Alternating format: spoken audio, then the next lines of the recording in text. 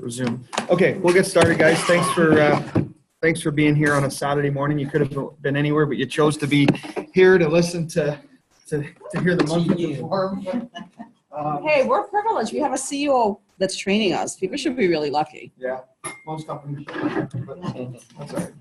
So basically, today I'm going to go through, I call this the sales and attracting boot camp. Oh, nice. And before I start, guaranteed 100%, I will offend somebody as I go through the presentation. Please don't take it personal. I'm not talking about you. I'm talking about the person beside you. Okay. That's you, Joanne. Hey, how are you? So,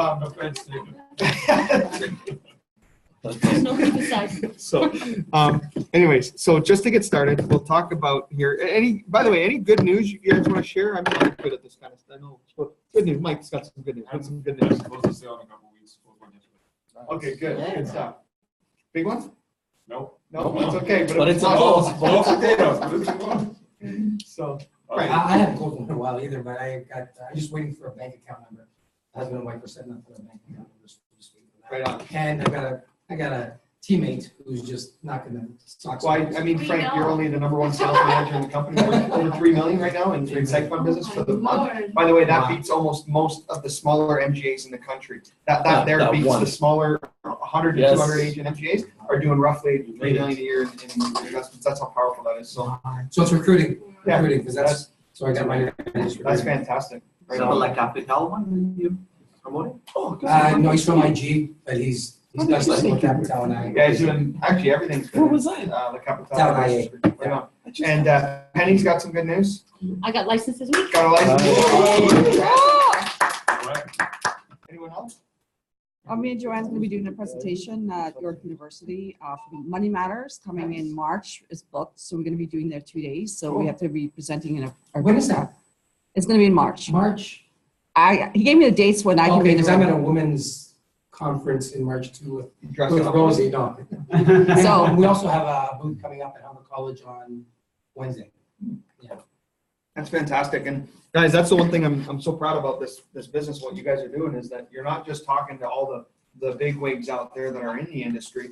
That's easy. That's what everyone else tries to do. We're focused now more so on bringing in new blood, right? New agents to the industry. Because really, if I take an agent from another MGA, yes, we're going to provide better support, structure, training, everything else. But at the end of the day, they're still selling the same products over there as they were selling here. So really, there's no new families being impacted out there in the country. Whereas when you bring in a new agent and they go out and build a business of 100 families or 1,000 families over their lifetime, that's 1,000 families that are impacted that may not have otherwise been impacted. Because what most people don't realize about insurance is typically it is sold, it's not bought.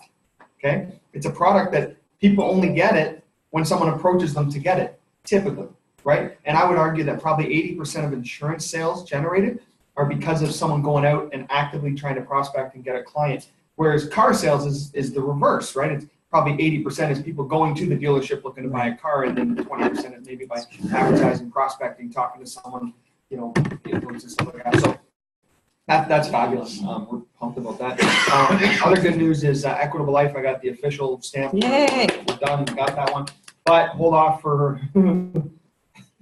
up to a month, okay, because I know how long these things take to get everything sealed and complete, but it is approved. And the great news about that is, as they're telling me it's 100% official, the guy was flying out to Vancouver from Calgary, where he's located, our main guy that we deal with Equitable, to terminate 2 other MGA contracts while they're giving us a contract.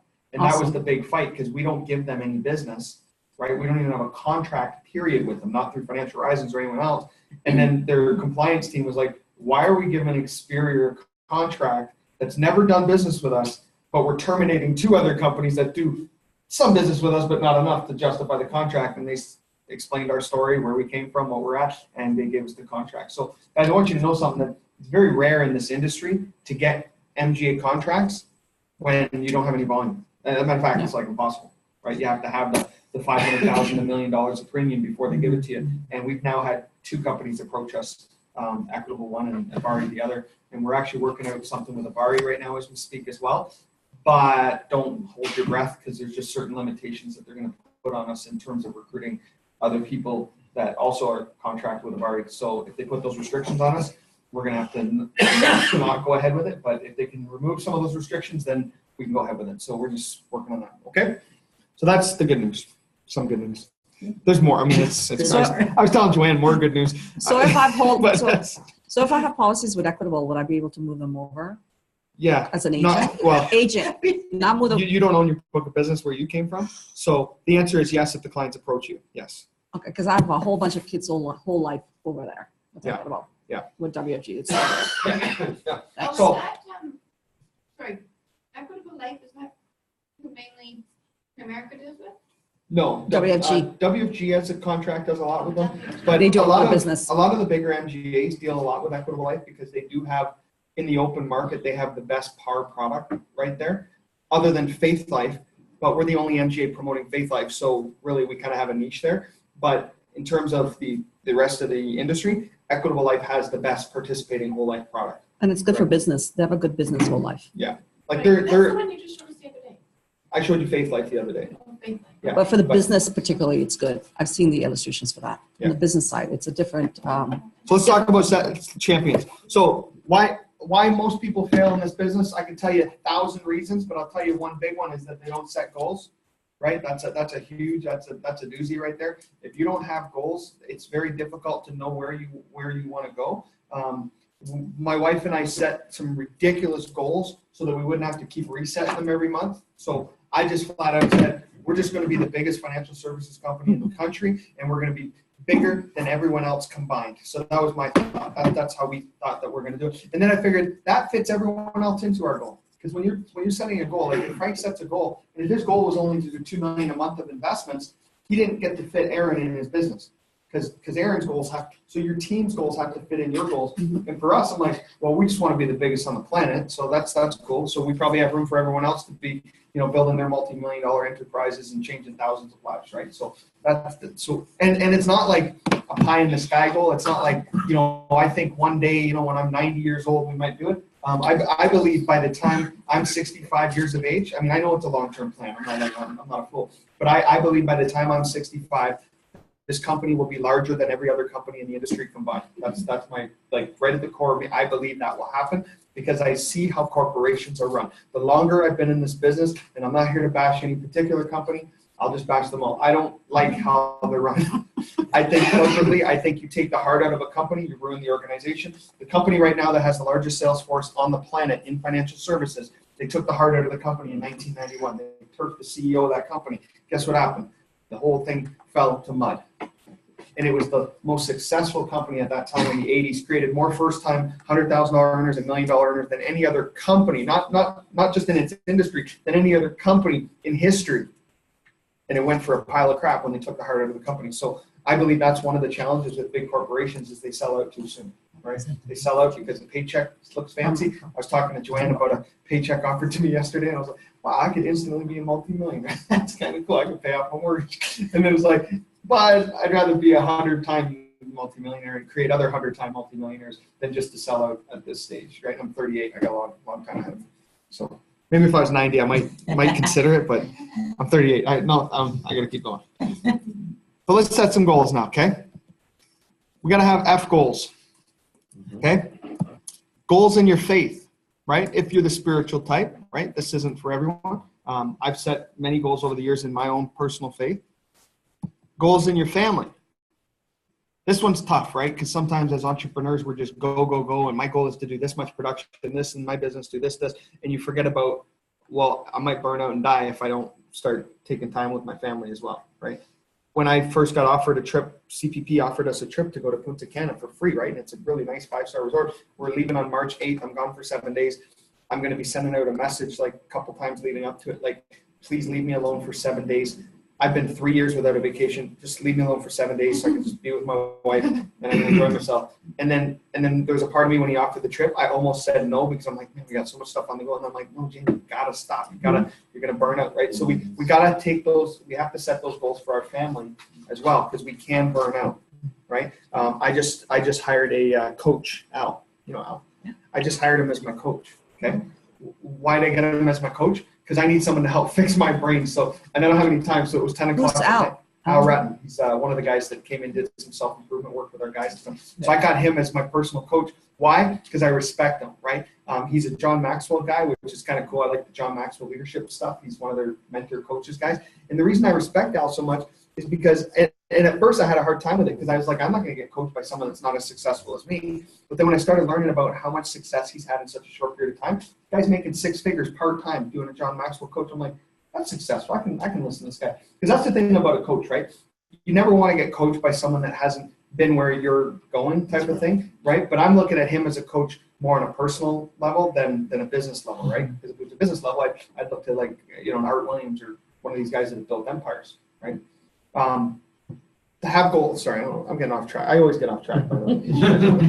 What's he talking about? We're gonna get a whip. That's okay to coach. Faith, family. Yeah. What's ASA? I'm sorry. Okay, cool. Right on. I just cried. I thought it was the Donald Trump hat when you walked up. No, not that's Delroy, by the way. Okay, nice to meet you. For those on the webinar, there's a guy here with a red hat. It looked like the Donald Trump hat. Goals in your fitness, and again, I'm preaching to myself here. You should have some goals with your fitness. That's one thing I talked to Al, and he goes, Jamie, he goes, and Al's kind of like me. He goes, they always say you're supposed to have goals in fitness. I don't buy into that crap. He goes, I've been getting a personal trainer now for a few weeks. He goes, I'm sore every day. I have no energy. He goes, but I feel better about my body. But anyway, but yeah, we should have goals in our fitness because there's no sense getting wealthy and then dying because you're unhealthy, right? And then goals in your finances, right? What are some of your goals? And I would suggest that paying off your debt is not so much a goal as it is an obligation. Okay, we should just pay off our debt. You might want to set a time frame like, hey, I'd like to have this paid off then and whatever. I suggest you all do your own financial analysis. It's free. It's on the back office. And the debt stacking is really cool, right? It'll show you systematically the fastest way to pay off your debt. Actually, it doesn't show you the fastest way to pay off your debt. I correct myself. Our plan, we actually built it so it pays off the smallest debt first, because my personal belief about debt is that it's psychological more than it is, logistics. And if you can pay off that little $1,000 credit card first, and then go after the one that's got a $10,000 balance, and then funnel it towards the car that's 30 grand, I think psychologically it's better to do it that way, even though mathematically it might make more sense to pay off the 10,000 debt, right? Because I know a company I used to work for, the formula was based on the actual logistics behind it, like which one is better to focus on, whereas ours, we kind of looked at it more from an emotional standpoint. We could have built it either way. We chose to go on the emotional side. And I always believe that in sales especially, people buy emotionally, they defend the purchase logically, right? But everyone that's buying insurance, a lot of times it's not that logical, right? Even though it is, it's emotional, right? You stir up the heartstrings of them, right? You talk to the spouse and say, if your husband, if your wife were to pass away, would you be able to continue to raise the children in the manner that you'd like to? And they go, no. And you get them thinking like kind of worst case scenario, right? That's what we are. We sell the worst case scenario. So that's important. But we have to have goals in our finances, and then goals with friends, right? What kind of things do you want to do with your friends? I think all those things are important, right? I think I put them in the right order too. All F's. Yeah. This is just kind of an intro to the training, and this isn't really what I'm training on. Champions are birthed out of difficult situations and make decisions that they are to help make a difference. That they are. I'm so birds all the I can't. Doesn't make sense. decisions that they are to help make a difference. They're to those able to around make them. a difference to the. Yeah, I don't know. It's a bit wordy, but I should edit it. Just champions are more than born to become. Okay. Why don't some people see an impact in their lives? Champions are not created overnight. Okay. I'm not going to tell you that this is the struggle you have to go through, but I'll share with you a bit of a struggle. Okay. I was in this industry for 10 years. Okay. With another organization. Okay. Building my own business, dare I say. Okay. I thought it was a business. I had to pay rent in my office, right? So I figured it was mine. I unlocked the door in the morning and locked it at night. But I built this business with this company. I recruited 800 people over 10 years. I had 27 licensed agents left standing when I resigned. I probably licensed between 80 and 100 of the 800 that I recruited, about a 10% licensing ratio, which wasn't too bad for the particular organization I was part of. 80 to 90 licensed agents over 10 years, there was fallout in between that. By the time I resigned on November 7th of 2011, I had 27 licensed agents that I was walking away from, and then I was the devil because how could you abandon everyone and blah, blah. Meanwhile, I told everyone, like, I'm leaving because of this, this, and this, but, you know, you become the devil. Oh, what happened there? Sorry, I'm going to mute this. Is anyone watching the chats? Because I can't see the chats. So if any, hey guys, sorry, the chat is, no one's able to monitor the chats today, so I apologize. I'll But try to. Hang on. okay, yeah, if you don't mind, and then you can just ask me the questions that are going on. Okay, so we got someone that's going You just unmuted. oh, unmute. No, wait. No, wrong one. All participants are unmuted? Oh, Yeah, mute all, there you thank you. Okay. go. Okay. Just be doing that. Yeah, no worries. Okay, so 10 years into the business. So this is what my life looked like on November 7th, 2011. I was still renting a home. It was actually a rent to own, which we ended up not being able to buy it. So we were just renting it, even though we bought into this rent to own program. So that was our situation there. I owed 3 years of back taxes, which wasn't too bad because it was only 13 grand because I wasn't making that much and I had lots of write-offs, right? So it wasn't like, oh my gosh, it was only 13 grand. Right?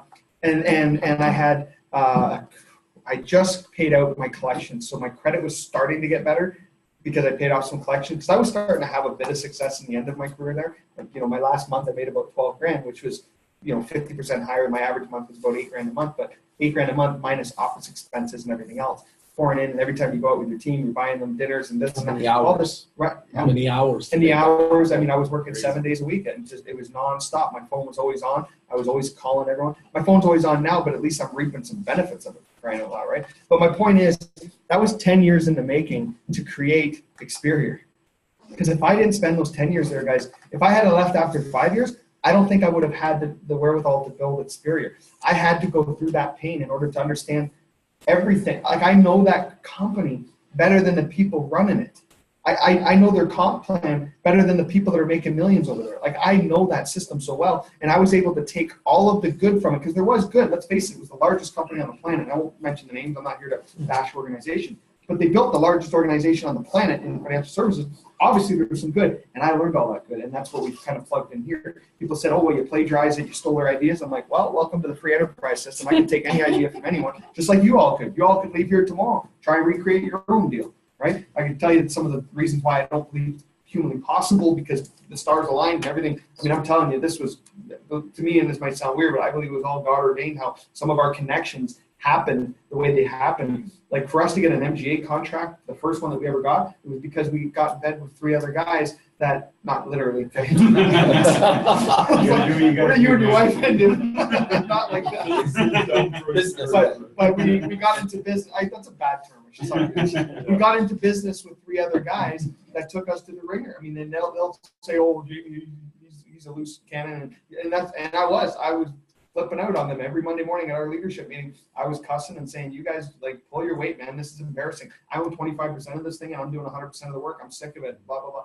But the good thing was, and that all happened for a reason. They had one MGA contract because of their credibility in the industry, because they've been around for a number of years, and they previously were board of directors with another big organization that later went bankrupt. But nonetheless, they had credibility in the industry. It was the guy that was the principal of that organization that went bankrupt that didn't have the credibility. So I was working with the good guys, and here we are. That's how we got our first MGA contract, right? We kind of lucked into it, like it just.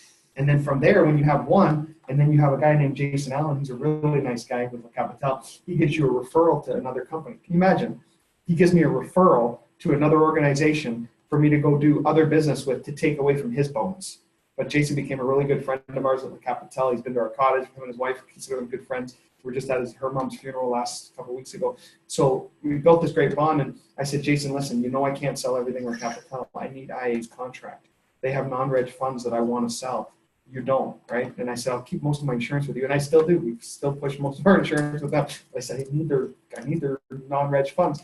Doesn't give us the introduction. And I get a call from Mike Gamo that you guys are here on Thursday. Mike Gamo did the training, right? Kind of didn't showed up because they were scheduled wrong, but he shows up to help us with our training. Mike Gamo sits down with me and my wife for the first time in our Guelph office there, and he goes, guys, I'm just here for one reason. He goes, never in my 40 years in this business has anyone ever referred someone from their company to get a contract with me.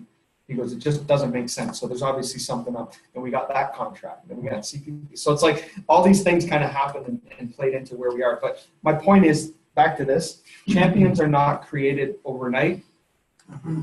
A lot of people look at, you know, what we've built and go, wow, man, you're so lucky or this and that. And hey, we're fortunate, we're blessed.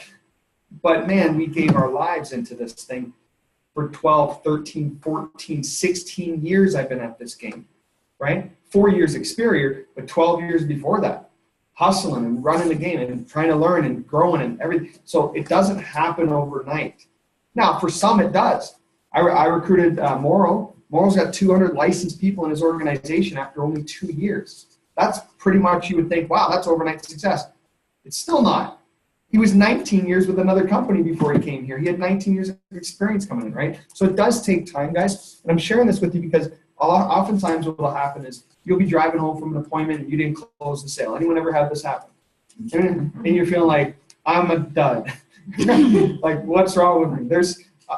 I'm just not cut out for that. And it's one of the hardest things, right? And you're like, you know, this is how you got to look at it. You might have put together the best plan. And I mean, like you showed them how you're spending this much on mortgage insurance and we can save you this and it's level coverage and we got a bit of permanent there and it's less than you're spending. It's just everything about it's better. Okay. Everything. And you walk out of there and you go, man, like why didn't they buy it? And you know what you got to do? You got to think about this. The program they had before you went in, it may have been the worst program in the world. It might have been like, man, you guys are getting screwed. Like it could have been really bad. But you know what you got to think? It's just perfect for them. I mean, it's just exactly what they need. It's not you that's the problem sometimes, right? Although a lot of times it is because you got to get better at sales, okay? Because I guarantee you, you walk out of appointments that more experienced advisor would have closed the deal, right? But not all the time, right? Sometimes no matter how good you are, you're just not going to close the deal. Some of you saw on my Facebook. Did you guys see that Facebook? I had a little outline drawing sketch of a guy going like this. Oh, I love that one. I cracked up. So I'm not going to say the So name of funny. any company, but their initials are WFG. And That's how I felt. That's exactly. Yeah, but no, you have no idea. I'm a good recruiter. I recruit people. When they sit down with me from WFG, I recruit them. So do I. This guy, we're on a webinar, and he's asking the same question 5 times. How do you pay this much to fill? I'm like, it's not just Experior that pays this much. All the MGAs do it. We've just sliced the pie better to make it more advantageous for people that want to build a business. Other MGAs pay similar bonuses to us. I'm not saying that we're the best in terms of just a bonus rate. I'm saying we're the best in terms of our system and everything we have behind the scenes. Well, I don't get it. How is it possible for you guys to do it? I'm like, I just told you. We do it, but so does everyone else. Just because you're the only company that decided to pay down here, maybe you got to ask yourself, why do you pay down here when everyone else pays up here, right? So like, and anyway. My point is this. I don't care how good of a recruiter you were, and I think I'm pretty good. I couldn't get the guy to budge. And by the end of it, I got so frustrated. I was so close to saying words I shouldn't say, and then it'd be probably Google and spam me and say I'm an evil person. So instead of that, I said, hey guys, listen, Frank's gonna take over here because this was Frank and Jordan, their meeting. I said, listen, I don't think I'm getting 30 and I've got another meeting I got to get to. So I'm going to leave it in Frank's hand, but hey, nice to meet you. And hey, if you stay at WFG, God bless you. Wish you nothing but success. Take care. And I walked out the door and then I just sat out in the waiting room. I didn't have to go anywhere. I was like, I can't deal with this guy. I'm just like, I don't get it. I'm like, I already know you're broke. I already know you need this. What is wrong with you? But my point is, you're not going to get everyone and it's going to take you time. So don't beat yourself up. Whenever I don't have success, and I'm always talking recruiting because that's mostly what I do now. For you, it'd be more in the field selling, right? Because you have to sell, make money. This isn't just recruit a bunch of people and watch them rock, right? This is show people how to make money. You make money. That's what this is about. But then once you get good, then you start recruiting, build a team. So I'm just talking recruiting. But as good as I am, there's still people that I'm just not going to be able to recruit. But I look at it like this is how good you want to get. Okay, and this is what I think that everyone should try and strive to become. Try to get to the point where whenever you walk out of a meeting, you walk out of the meeting going, you know what? I'm the best there is at what I do, and nobody else would have been able to accomplish that either. Because and that's the point that I got to. It took me 16 years. But I honestly believe that when I sit down with someone, I believe with everything in me that if there's any chance that they're going to buy a product, if there's any chance that they're going to join the business, I'm the best chance they got of coming, and that's how good you want to get. And most kids in this room are not at that level yet. You haven't been around that long. Some of you might be at that level, right? By the way, David, I've been on a few meetings with you. His demeanor, his personality, the way he conducts himself, it's perfect. He just needs to learn all the stuff that goes into the intricacies of, and eventually you'll learn it all. Eventually you're going to know how MGAs work better than the guys running the MGAs, because that's one of your, I know that, pretty sure that's one of your goals is to learn all that stuff, so that, and my goal is to be able to impart that, because even Al, my coach there says, he goes, Jamie, how many people can do what you do? And I said, nobody. In certain levels, right? I said, nobody. He goes, that's a big problem. What if you die? I'm like, well, my wife's the closest one to it. Frank's pretty good. You know, we got David's up and coming. You know, Daniel's great. You know, but I guess we just won't get these big deals anymore because I'm the only one that talks that, like, right? And that's my goal now is like, holy crap, I really got to wake up. That's why I want to start doing more trainings. I want people to know this thing like I know it. Right? Like if I die, I want Mike petitioning for, I'll be the next CEO right over here. You don't want to be tried. It doesn't pay that well. I make more of my overrides than you as a CEO, just so you know. So, I'm monitoring the chat. okay, thank you. Yeah, if there's anything. And champions turn tests into testimonies. Guys, let me tell you something. One of the best things that you can get good at doing is sharing your personal story, your personal journey, what it took you to get to where you're at. You know, thank God I have so many horror stories about not being able to put gas in my car. There's stories that I won't even tell you because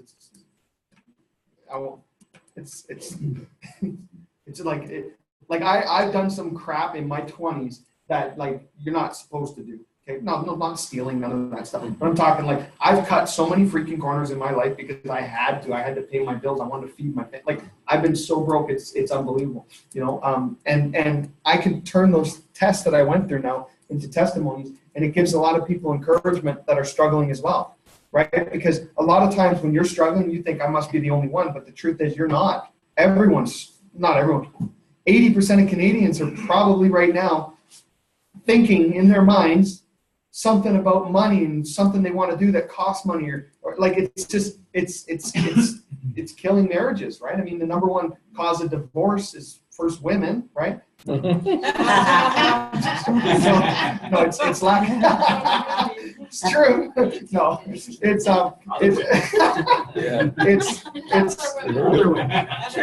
the number one.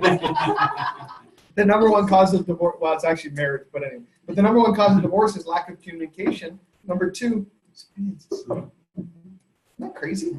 Number two cause of divorce is finances. You know how passionate I am about our company and what we do for families across the kitchen table? I believe that marriages have already been saved because of Experior. I honestly believe that. Now you might think, well, money's not everything. Money's not. You're right, it's not. But it's a tool. And unfortunately, a lot of fights, right? It's not because your wife burnt the toast that morning you're freaking out on her, right? If you do that, that's where you shouldn't do that. I'm using this is like an analogy, okay? Oh, Jamie's a real jerk. Too much butter. No. But my point is, it's not the burnt toast that caused the fight or the argument, right? It's the underlying issues that are stressing people out. Yeah. How many of y'all know the more stressed out you are, the more edgy you are, right? And a lot of times money causes a lot of stress, and then you're edgy, and then that's causing the fights, and then all that stuff. So that's a challenge. Passionate testimonies create an atmosphere of success and winning, especially among skeptics. Champions attract others. Champions are always thinking about others. Are we passing some great opportunities while focusing on ourselves? Here's a good one for you. Sometimes you might be afraid to talk to that person, right, that you've maybe started a conversation with, you got to know. I'm not a big fan of doing like the typical cold prospecting, walking up and, I'm not a fan of mauling. I used to maul. You guys know what mauling is? Right? It's where you walk up to all the people and tell them, hi, I'm expanding my business, looking for some sharp people that are ambitious, motivated, money motivated. Would you happen to know anyone looking for a career opportunity with money, right? Right? And I used to do all that crap, right? I had a survey one time. I used to go out with a survey. Hey, I'm just doing a career survey here. Would you like to fill that out? Blah, blah, chance to win a $50 gas card. Oh, yeah, sure. So I got their information. I'm going to call them. Hey, listen, you were referred to me by or hey, I did the survey for you, and you said here that you'd be open to other opportunities. Hey, this kind of stuff works, but you got to be careful. We're in a very professional industry. We don't want to come across as an MLM junkie, right? Yes, we have some of the similarities, right? But let's be careful. Let's be proper about this. Let's be professional, right? When it comes to marketing and advertising yourself, I care about only two things. Okay, that's it. Two things. It's professional and it's compliant. And you might even throw Integris in there, but typically if it's professional, compliant, Integris comes along with it, okay? But watch this. If I don't prospect that person that just told me they're out of their job, and man, I'm just looking for something I can sink my teeth into, and you're standing there, maybe you're in an elevator and you're overhearing a conversation, and they're going, yeah, man, I'm looking for a sign. Like, what could I do with my life? I just lost, and you're standing there going, I got something for them. And you keep your mouth shut. Don't worry about you, worry about them, right? Take the focus off of you and how scared you are. Worry about them. Go, what if I don't talk to them? What could their life have been? They could have been the person that comes into Experian, builds an empire, changes their family name.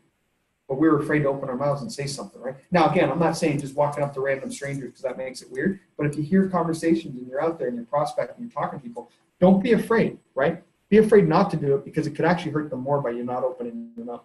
It doesn't hurt you by opening your mouth, right? Are you champion? And then let's talk about recruiting like a boss. You need to have contacts. You need. We have resume sites. Okay, I'm going to skip this. I want to get right to this. That's not. You missed all that. That's too bad. That was good stuff. Okay, sorry about that. Okay, here we go. Jamie. There you go. Steps to doing business with Experian. Okay, this is what I said I was going to train on. So I just skipped the other stuff. I put this presentation together myself so you can see the wonderful fonts and the graphics and everything. I actually had to edit it 10 minutes before I left this morning. She wouldn't do it, right? That's what Al's for. Yeah. That's what secretary's for. So step one, okay? Booking an appointment. How do I book an appointment? Where do I find my clients? How many of you guys have ever recruited anyone before and they said, how do I get my clients? Everyone. I just had it, Iona, I just had it with you, right? Iona, by the way, welcome Iona, everyone. She's brand new to this. Welcome. So she's my direct, so she gets special attention, right? Joanna, you get special attention. Just kidding. I love all my directs more. No, I'm just kidding. But one of her first questions was, where do I get my clients? And the answer is, right, you got to slug it out like everyone else, right? I didn't say it in those words, but that's you got to get creative. Just like if you joined real estate, right? If you started with Remax tomorrow, how would you get your clients? You'd have to advertise, market yourself, get your name out there. If you were to start your own burger shop tomorrow, your own pita place, whatever, how would you get your name out there? You'd probably start, correct me if I'm wrong, but you would probably tell every single man, woman, and child in your circle of friends, your family, that, hey, listen, if you're ever craving a pita, come to my pita place. It's unbelievable. I'm going to make the best pitas. You got to come to my pita place, right? That's how we do it. Well, why is it any different here? This is a business, right? Mm-hmm. Hey, listen, I market to 20 different companies. We offer the best solutions. If you ever need insurance, if you ever have any challenges with that, you need to talk to us, right? Same idea, right? But there's ways to go about it. So number one, booking an appointment. My favorite way to get appointments is by getting referrals, okay? I'm going to train you on how you can get a referral from every single person that you sit down with, okay?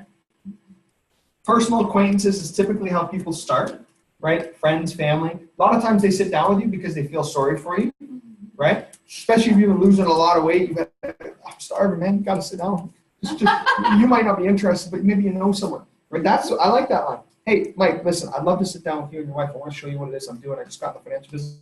And listen, it's probably not going to interest you guys, but you may know some people, and it's going to help me with my training just to learn the business more, get comfortable with showing the presentation. Would you guys do me a favor, 20 minutes, sit there and just listen to me? Mm-hmm. If you're my buddy, yeah, how do you say no to me? Yeah. Right? Like if I call my best friend Daryl, right? So, anyone here have best friends? And it's not a joke, because some people don't, right? My wife doesn't feel like she has a best friend in the world. I have 3 of them, no, 2. One of them became drugs messed up, but and not that he's not my best friend, because I just won't return my call, would never call me back. But I have I got 3. Yeah, I got 3. I got 3 guys that I could literally say, hey bro, I know it's 4 a.m, but I just crashed my car and I need you to get here right now to get me out of this ditch, before the cops come. I don't have insurance on my vehicle or whatever, right? Won't tell you about my own story. No, I'm not going to say nada. I ain't saying nada. I'm not saying anything. Okay. One time I had a friend, I called him up and I said, oh my gosh, I need you to come. I hit an animal and I was driving and it was rainy and everything. And I was horrified. I felt so bad. I didn't want to look at the front of I felt something kind of, like, oh my God, I can't look, I can't get out of the car. Can you please come and drive here and just look in the front? I'm not gonna see anything. So he did, and it was just my car was kind of broken in the Yeah. front, but, and it was horrible, but anyways. right? So, well, here's the moral to my story. Bringing it right in. Sorry. Anyone else in any else?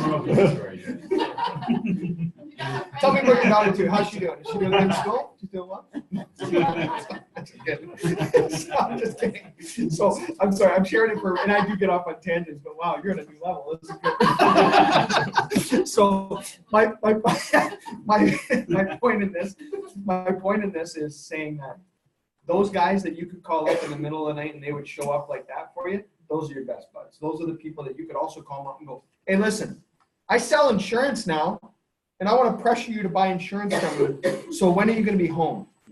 These are the guys, you could say that to them, and they'd be like, dude, get out of here. You're an idiot. Shut up. When are you home? Right? Like my brother and I, we're tight, right? I love my brother, man. He's unbelievable. Coaches Brock University. Just, you guys, just a great guy. If I called my brother up and said, hi, Chris, Jamie here. How you doing? Hey, listen, Chris, I just got involved in this company and I'm really excited about it. I'm doing some training right now. And I was just wondering if you would help me be, one of my training presentations. I have to do 8 to 10 of these presentations. I was wondering if you'd be willing to help me out. You'd be like, are you on drugs, bro? What's going on? Now, that's a good script for acquaintances and stuff like that, right? People that you don't have as close a connection. But my brother? Hey, bro, you home tomorrow night? Yeah, why? Cool. Have a coffee and I'll be there. Okay. And then I show up and I do something. I sell him something because he's my brother. That's how brothers operate, right? Now, if you don't have those kind of brothers, that's okay, right? You got to make other friends. But I'm just saying, some of us confuse this thing. Like my mom. I've had people tell me, now, guys, please don't take this wrong, okay? Again, I'm going to offend someone, and if it's not you, it's the one next to you, okay? Please. But if my mom said no to an appointment with me, I'd question whether she's my real birth mom. I would. I'd be like, sure, I came out of you. Like, you're not going to let me come over and show you what I'm your son, what I'm doing. You're not going to let me come and show you what I'm doing. Well, no, I'm just not interested. I don't care if you're interested or not, Mom. You're my mom. You're supposed to listen to stupid things that I want to share. This is one of them, maybe, right? And then that's just how I work, right? Okay. Now, if you're not in that type of, if you don't have that same, is anyone kind of like me? Like that's the kind of relationship to have? Some of us, right? Okay, I see heads nodding. Okay. Yeah, I mean now some of us it might not be. I know every family dynamic is different, but I think for the most part, I think the way I'm explaining it is kind of how most families are. You call up your kid brother, your older brother, but hey, listen, I'm coming over, right? So that's the personal acquaintances. Then there's advertising. How do you advertise? I think Facebook and social media, it's free. It's a good platform. As long as it's done properly and professionally, share things on that. Hey, I'm excited. I just got my LOQP license. I think you did there. Not when someone else, Barb, I think, one on Daniel's. I seen them post that, and I like to see how things are going with different people in the business.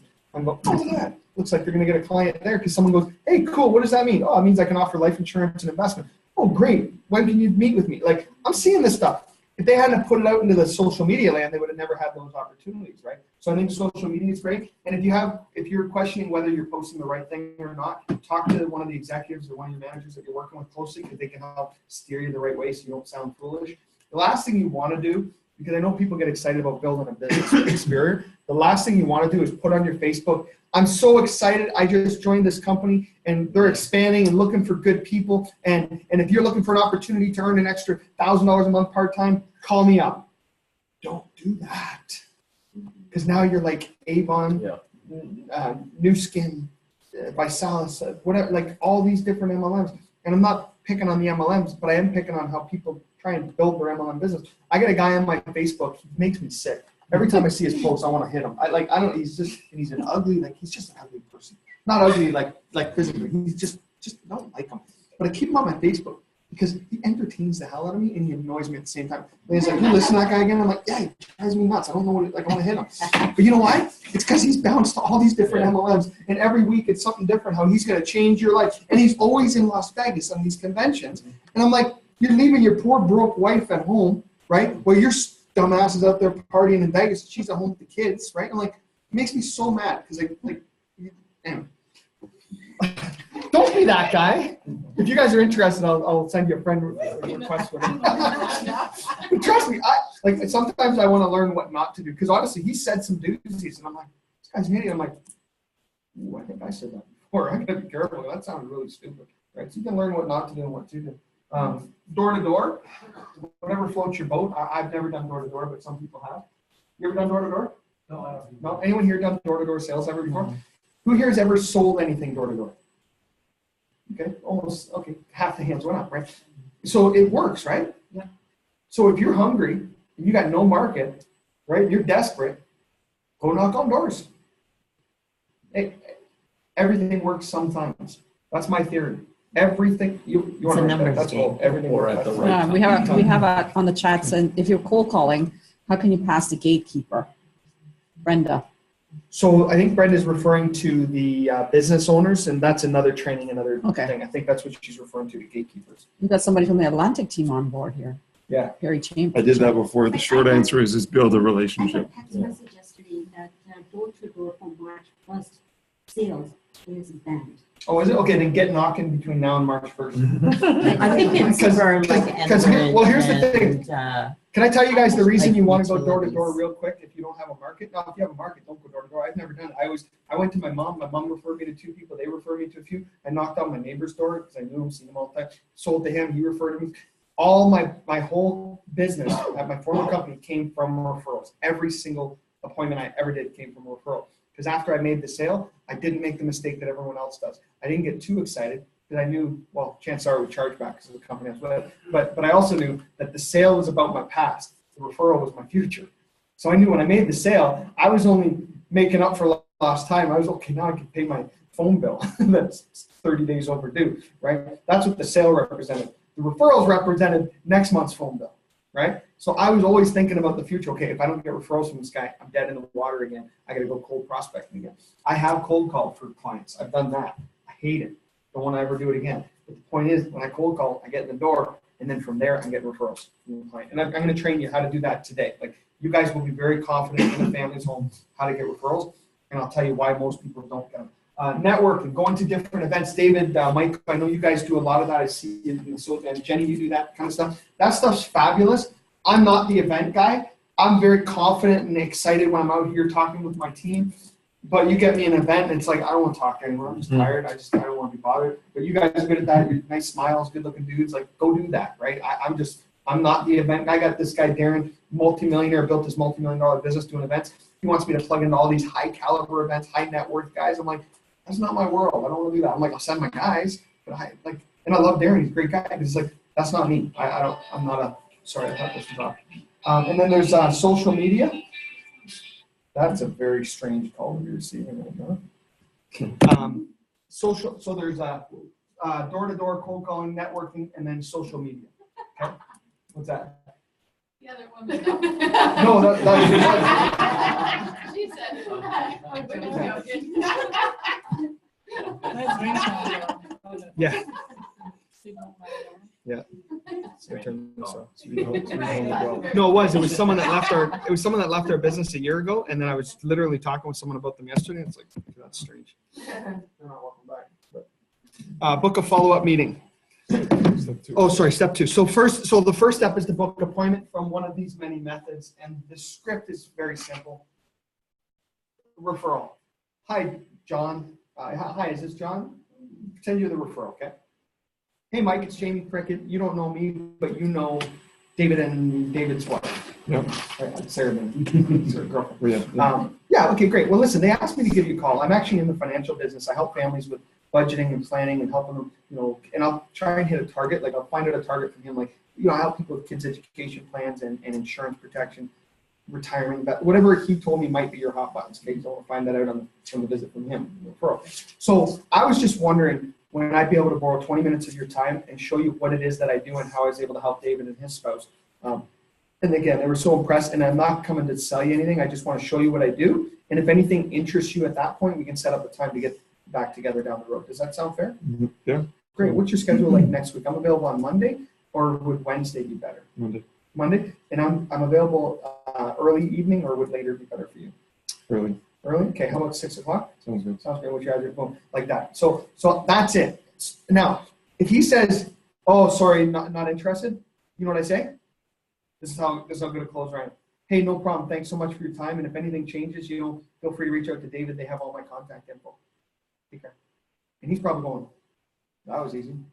Because I don't want to piss off him so that's what I give that commitment to all my clients that, hey, listen, I know you're probably not comfortable giving referrals because the last guy you referred was a vacuum machine sales guy and he harassed your friends for the next 16 years. I said, I'm not that guy. I'm going to call them one time when I speak to them. If they're not interested, I'll never talk to them again unless they call me back, right? I'm never going to damage your relationship with your friend by you giving me their, contact information. Okay, so that's how I do it. Therefore, I don't book as many. I'm probably not as good a closer on getting the appointment, but the appointments that I get, 1 out of 5, 1 out of 4 that I'm booking from the referrals, when I show up, they're like, where you been all my life? Here's my existing stuff. Here's all my crap.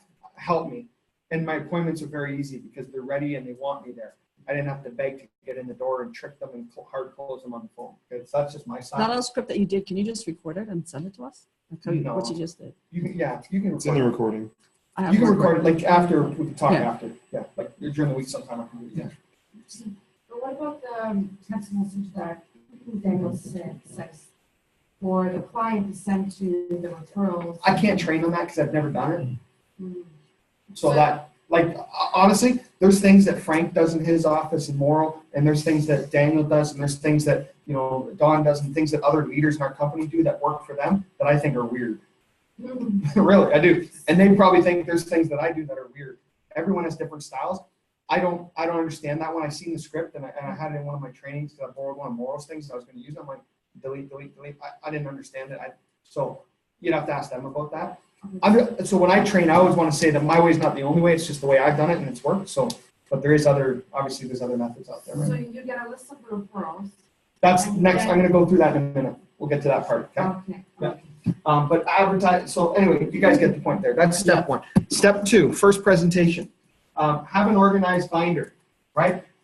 Make sure you look proficient when you show up. Don't have papers flying everywhere. You're ready to go. You know step by step the presentation you're going to give. Go through the EFG client presentation, Spirit Financial Group presentation, right? Whichever one you use. There's different ones out there. And you go through that presentation with them. Collect all the data on the questionnaire, right? So you're going through that questionnaire. Leave them with a referral sheet, right? So they have something to complete. Gather all documents from the clients, investment statements, all their insurance policies, any debt statements they have, because a lot of times people are paying for this insurance garbage on with their line of credit and their credit card, and you can, there's sales opportunities there to replace that. And always book a follow-up meeting. Now I'm going to go through this in a bit more detail. The client presentation shouldn't take you more than 10 minutes, okay? Very quick little flip chart presentation, this is what we do. But here's one of the things I say, to me the transition, this is how I transition, because you guys have probably experienced this. When you give a presentation, to go from the presentation, 10-minute presentation, to collecting information from them, how many of y'all think that's like that's the hard bridge to cross, right? Mm-hmm. To go from, I'm doing a presentation to, now I want your SIN number, okay? Yeah. That's the hard part, right? So watch, I made it easy on myself, okay? When I go from here to here, the presentation to gathering the data, I first say, guys, so I explained the financial needs analysis, right? The expert financial analysis, that's the last page, right? On that last page where we show the house, the foundation is protection, then we look at the debts, then we look at savings and kids' education, and the roof is the goals and dreams. We help you in order put together your family house, okay? And without the foundation, the rest of it isn't going to withstand. So the great news is we do these financial analysis with no cost to the client other than, because there is a cost in lieu of a fee, we charge 5 referrals. Now, what I mean by that is, if I put together this plan for you and you guys, and I come back next week, because we don't settle everything tonight. I'm not asking you guys for any money tonight at all, okay? But if you guys like what I put together for you, and I come back next week, and you're like, wow, this is the best thing since sliced bread. I mean, like, I'm going to name my next kid after you, Jamie. This is unbelievable.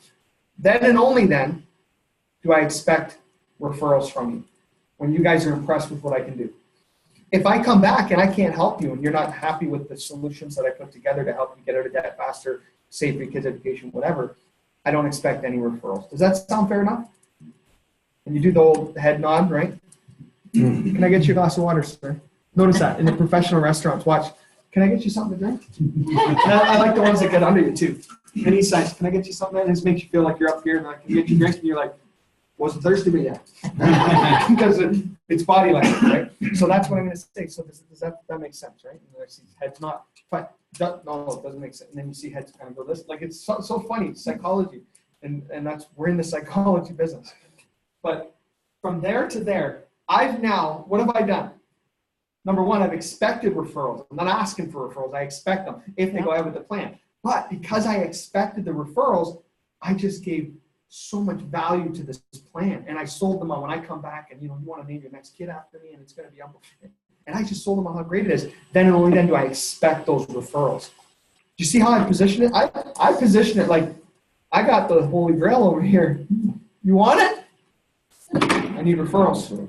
But I placed value on it. If you're just going, we do it for free and they're customized and it's for you and you're going to love it. And they're like, But all of a sudden I'm taking it away. I'm like, listen, when I come back, if I show you this and you guys love it, I expect a minimum of 5 referrals. Because that's how valuable this program is. And that's it. See, we save money by not having to advertise because we work friend to friend, neighbor to neighbor. That's how we do our business, right? We cut our costs, right? Now, cut our costs meaning we can pay more for advisors, right? It's not like the client gets a special deal because we don't have to pay for advertising costs to get clients because it's the same price regardless, right? We broker. But any questions on that? Trent? Yes. So sorry, can you just say the first part? So when you're transitioning, you just show them the EFA and you're saying, I need to do this for you. I'll do it one more time. So the financial needs analysis, it's like building your home, building your foundation. You start with the insurance protection, then the next floor is the debt, right? And then you got the savings and retirement and kids education, and then we've got the roof, which is the goals and dreams, and that's all written there, so you just read off of that. And now, the way we put all this together is our expert financial analysis, right? I go through a couple pages of asking you guys questions, and we put together this plan. Now, the great news is we don't charge a monetary fee for the plan, okay? But in lieu of a fee, we expect referrals. So here's what will happen. I'm going to go through a quick questionnaire with you. It'll take us another 10 minutes. And when I come back on a second visit, because I don't expect anything tonight from you, but when I come back on a second visit and I show you the plan, and if it doesn't benefit you in multiple ways, I mean, to the point where you want to name your next kid after me, that's my line, right? If you're not blown away by what I show you, I don't expect those referrals and no harm done. But if I come back and you love what I show you, I mean, you're just blown away, then I expect a minimum of 5 referrals. Does that make sense? Great. Now, my last stupid question for you tonight, the last silly thing I want to ask you guys tonight, and please, my manager makes me say this. That's what I do. That's how I do it. My wife's my manager, okay? She makes me say this. And this is how I transition without any discomfort. Now, I told Frank, this is how I do it. He's like, that's so stupid. He didn't like it. I'm sorry, it works for me. I'm a good sales guy, so it works. So I'm going to do it anyway. So I do it. Frank hates it. I love it.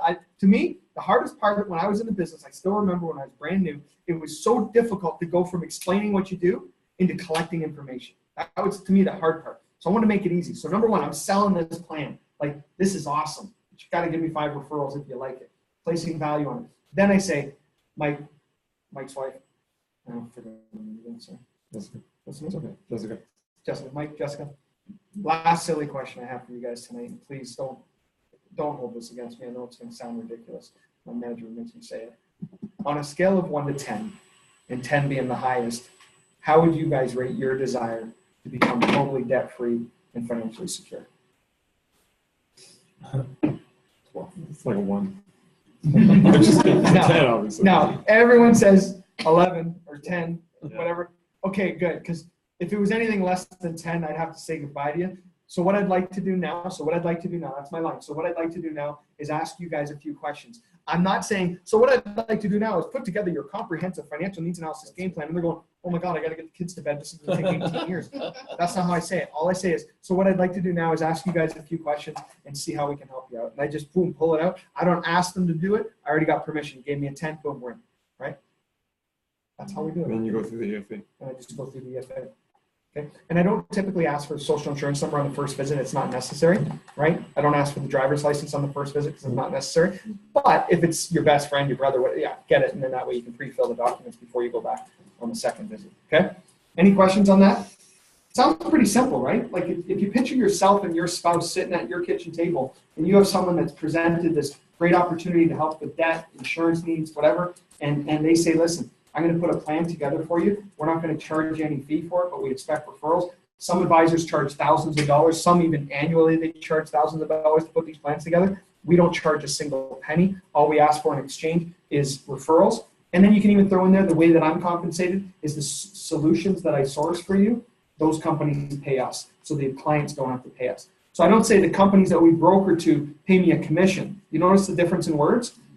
The companies that we source your solutions to compensate us, not the companies I sell for pay me a commission. Like it's language, right? You gotta, in this, everyone, it's like, as soon as they hear commission, they go, oh, right? As soon as they hear sell, oh, right? These are negative words. So I want to say the companies that we source all your solutions to, they compensate us as advisors, so you, the client, don't have to. And I can put this plan together for you at no cost. The only thing I do expect though is those 5 referrals. Does that sound fair? Mhm. Great. Okay. So question, sorry. Yes. Your desire to be debt-free and, what did you say, financially? Financially secure, financially independent, yeah, something like that. Or on track for retirement, or help. Okay, hot buttons, right? It depends on what they might have said. They might have said, man, we just want to get our kids' education taken care of. Maybe they commented on that or something, right? And I'm going to say, well, you know, what is your desire to become debt-free and, you know, put your kids through college without any stress? 10, right? You play on the hot button, whatever's important to them, because we're going to cater our presentation to them as well. Yes. Presume the client's already, of course, you know, in debt or has financial difficulties. So how are we going to be able to transition them from debt? Because whatever you're going to sell them is going to, you know, they're going to make one more extra payment when they're already in debt. What's that? Like, so if you're going to sell them a product, Yeah. we're going to charge them a premium on it, right? Right. So they already have, you know, enough of debt and stuff like that. How are you going to convince them that this is the right thing to do?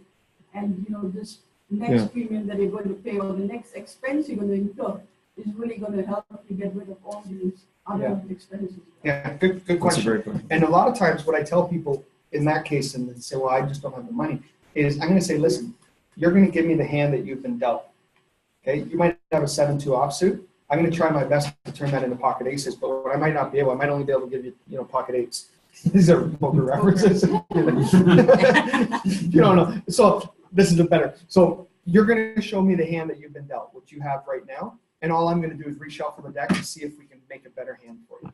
That's our goal. So we're going to find areas where you might be spending money and not even know, right? Like, for example, on your credit cards, like you have credit, and if I know they have credit card, you probably pay an insurance premium on your credit card. Did you know that?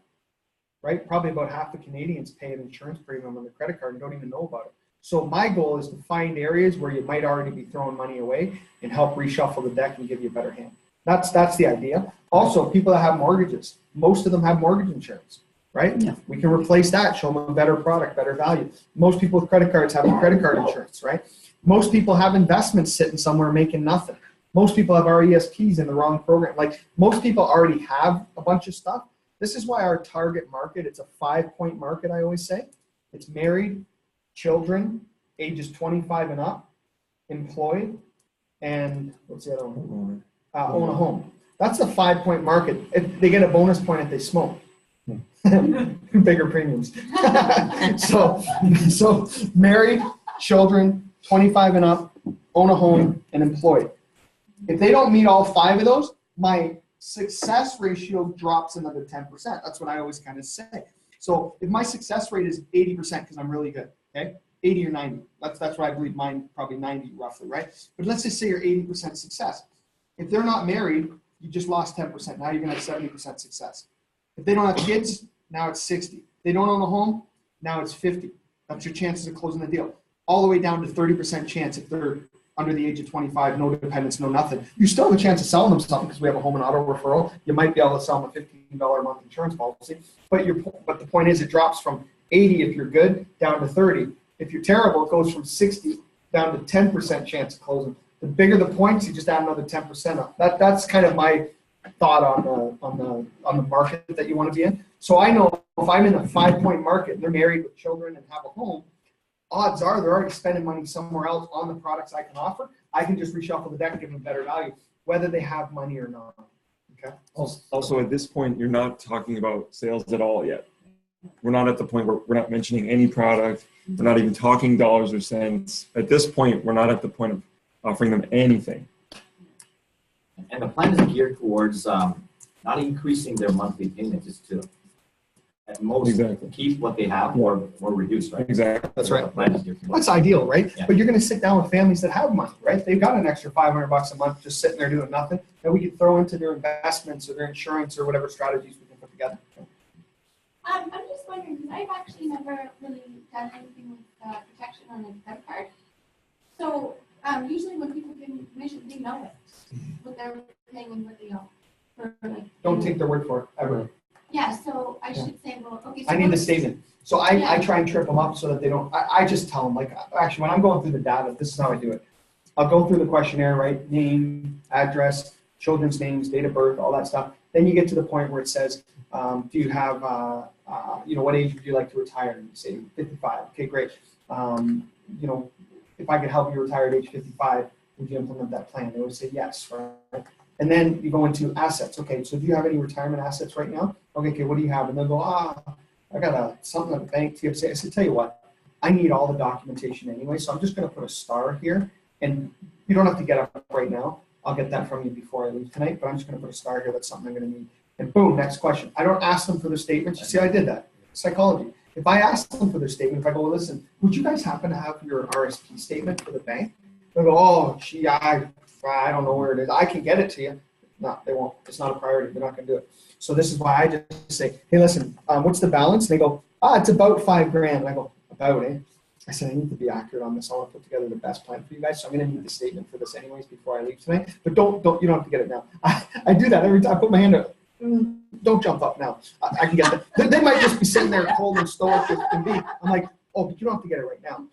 I'm acting like guys, psychology. That's a better way, because brilliant. sometimes when you go to a That's client brilliant. and you ask them everything at the end, it's like they hesitate to get it. It's But so if you hard. do it, it's so You hard. got to do it. as That's you where I go, right? screwed. That's Yeah. actually where I screwed up Yeah. a couple of times. Yeah, and I'm telling you, it's these little things. It's a It's little these things, little things that are going to help you nuances. get your closing ratio from an 80 to an 85. Okay, like these things are going to help. Okay, so no, you don't have to get them right now. Yeah. But that's something I'm going to need before I leave here tonight. I say those words. That's something I'm going to need before I leave here tonight. And I put a little star, and I put a star also so I remember when I go back. Okay, where are all my stars? Okay, there. Okay, I'm going to need this, this, and this. You might even write it out for me here. Okay, you do the scavenger hunt. And if you guys want to start working on the referrals now while your wife's running around looking for all documents? Yeah, That's well, what okay. we're doing wrong. Boom, just like that, guys. I got 18 referrals on a first visit once because I offered a gas card contest for $50. 18 referrals. While the husband was looking for the documents, the wife wrote down 18 names, phone numbers, and the cities that they lived in and checked off married kids, all homes that have that checkbox on them. And I had 18 referrals before I left the first visit. And when they showed me it, I said, do you want me to wait until I at least come back with the plan? I wasn't expecting these tonight. And they go, no, it's okay. We trust you, Jamie. I'm like, okay. And you did what? You did a gas card contest? I did a gas card for $50. I said, hey, at the end of the month, I'm running a contest for all the referrals I get. For every referral you give me, I'm gonna put your name in a ballot and I'm gonna do a draw at the end of the month. So that's another strategy to get referrals, right? You can do that on your Facebook, whatever you want, right? So, and make sure you do the draw. I mean, be legit. Don't just say you're doing, like, I did the draw. Now they didn't win, right? Someone that gave me probably one referral won, but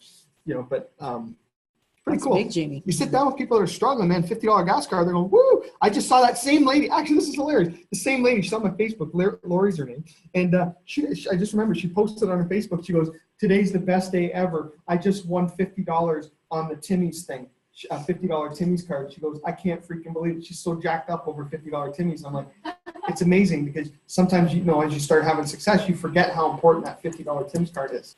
Right? And I'm guilty of that. Like I forget how $50 gas card, that would have saved me from having to do some stupid things before to get creative with my banking to get $20 to put in my gas. Sometimes we forget, right? As you start, moving up the ranks there and stuff. So just that's why I love sharing my story all the time with how broke I was, because it always reminds me how blessed we are that we are where we are because where we came from, right?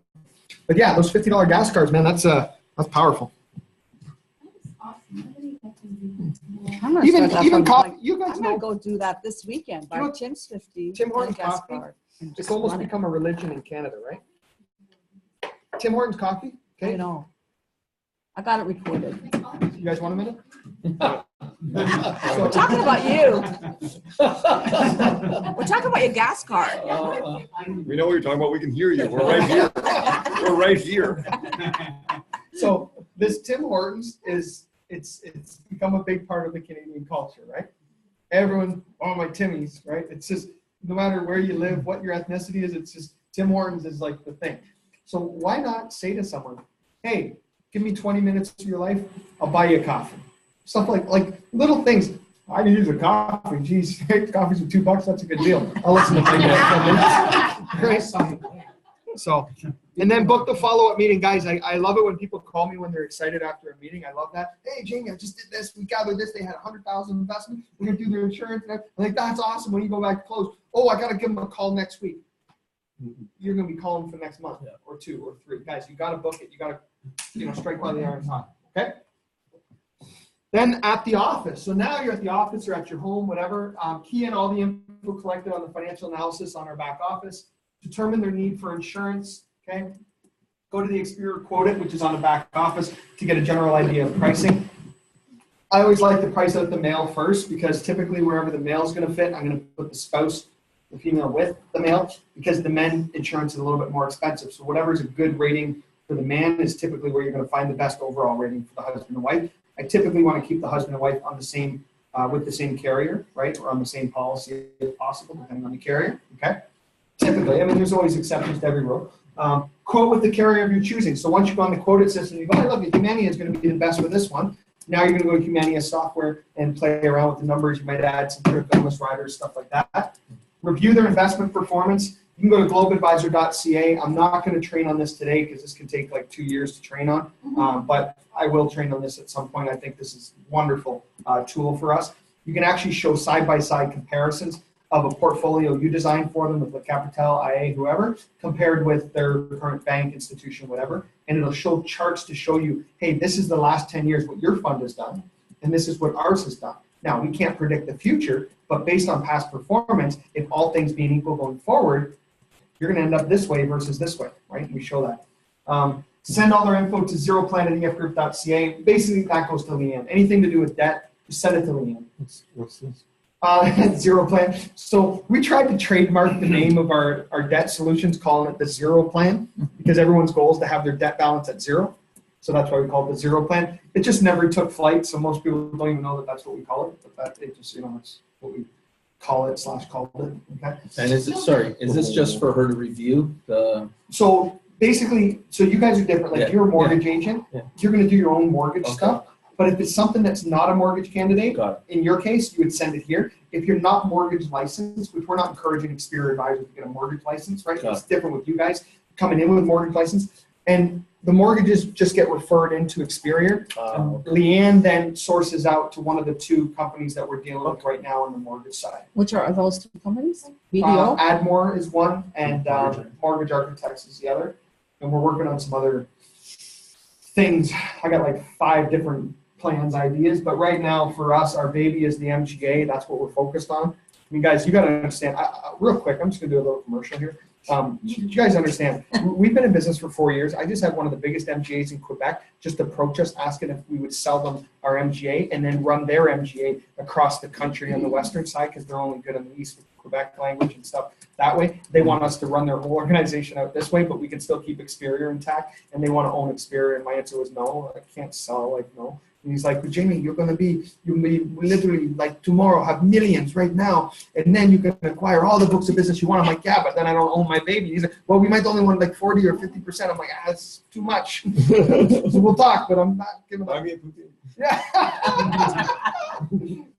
So, but like, anyway, that was just my commercial. Like, that's cool. Like 4 years in, and this dumb cat with a 59% average in high school, and that doesn't count the classes I failed. They only show them the transcripts of when they passed. It took me 5 years to get 4 years done because all I cared about was wrestling and one other subject. And like, to think like, anyway. I'm sorry, Jenny, you've been waving your hand for a while. So what is the debt candidate? Like, what do you mean? Yeah, come again? Can you go more into this? This is the first time I've ever heard of this. Zero Plan. Oh, you didn't know about all this? No, and we need a bit Who's your of trainer? This guy, he's fired. This guy. Daniel, maybe he's watching the Well, webinar. Hey, Daniel, you know we do debt program. Jamie, so when we're meeting at York University, we're gonna have to talk about debt. That's what's one of the presentations. Student debt, huge. All right. Student debt is huge. Okay, so here's how you do it. So- Here's how you do the debt, okay? And I've got some objection handling at the end, which will actually teach you how to do the debt. Here's the rules. Who here has a mortgage license? Okay, you guys can talk about debt. I have. Okay, you guys can talk about mortgages. Who here doesn't have a mortgage license? Good, it's easier for you guys. I don't have one. Shut your mouth. You want to say nothing? Nothing. How do you do it? You simply collect the debt information and you tell them, hey, we're going to do our best to put a debt solution in place for you. Collect their information. Refinance. Depending on the situation, they might be a potential mortgage refinance candidate, right? They have enough equity in their home and they've got some other debts and stuff. That's one solution. The other solution is maybe their bills are over their head. Maybe they're spending more than they're making right now, right? And it's not changing and there's no way to budget their way out of it. They have to do a consumer proposal. That's one of the other debt solutions.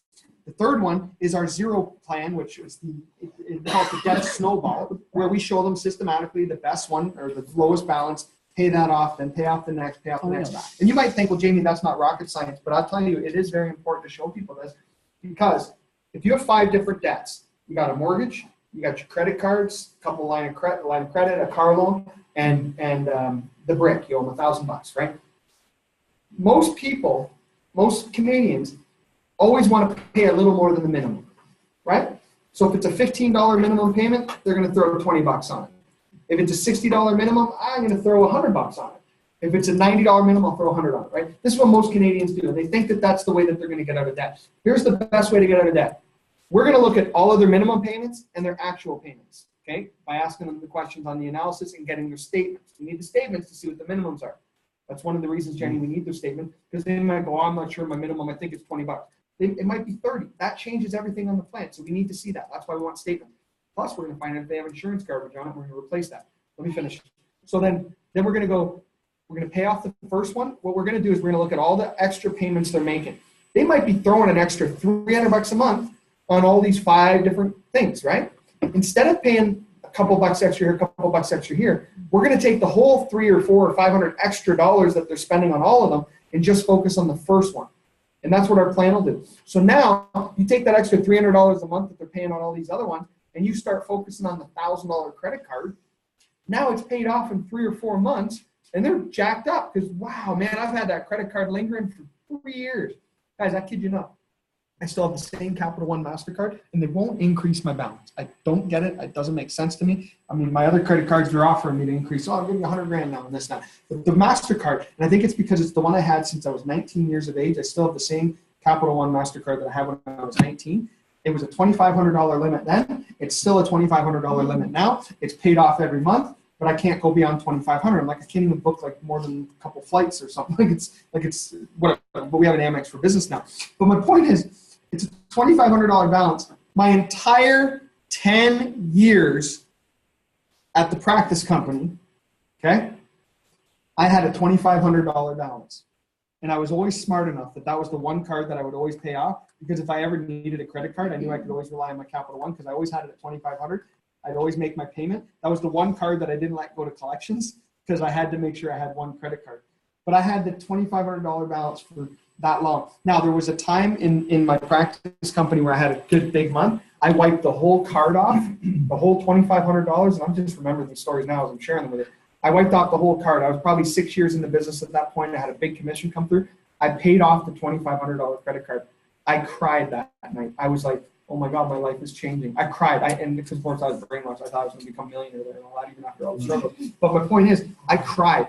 I was so happy. I was overjoyed. I'm like, oh my God, I just paid off my $2,500 credit card. And then, of course, 4 or 5 months later, it was back up to $2,500. But I had it paid off one time. And then it hovered at $2,500 until the day I resigned.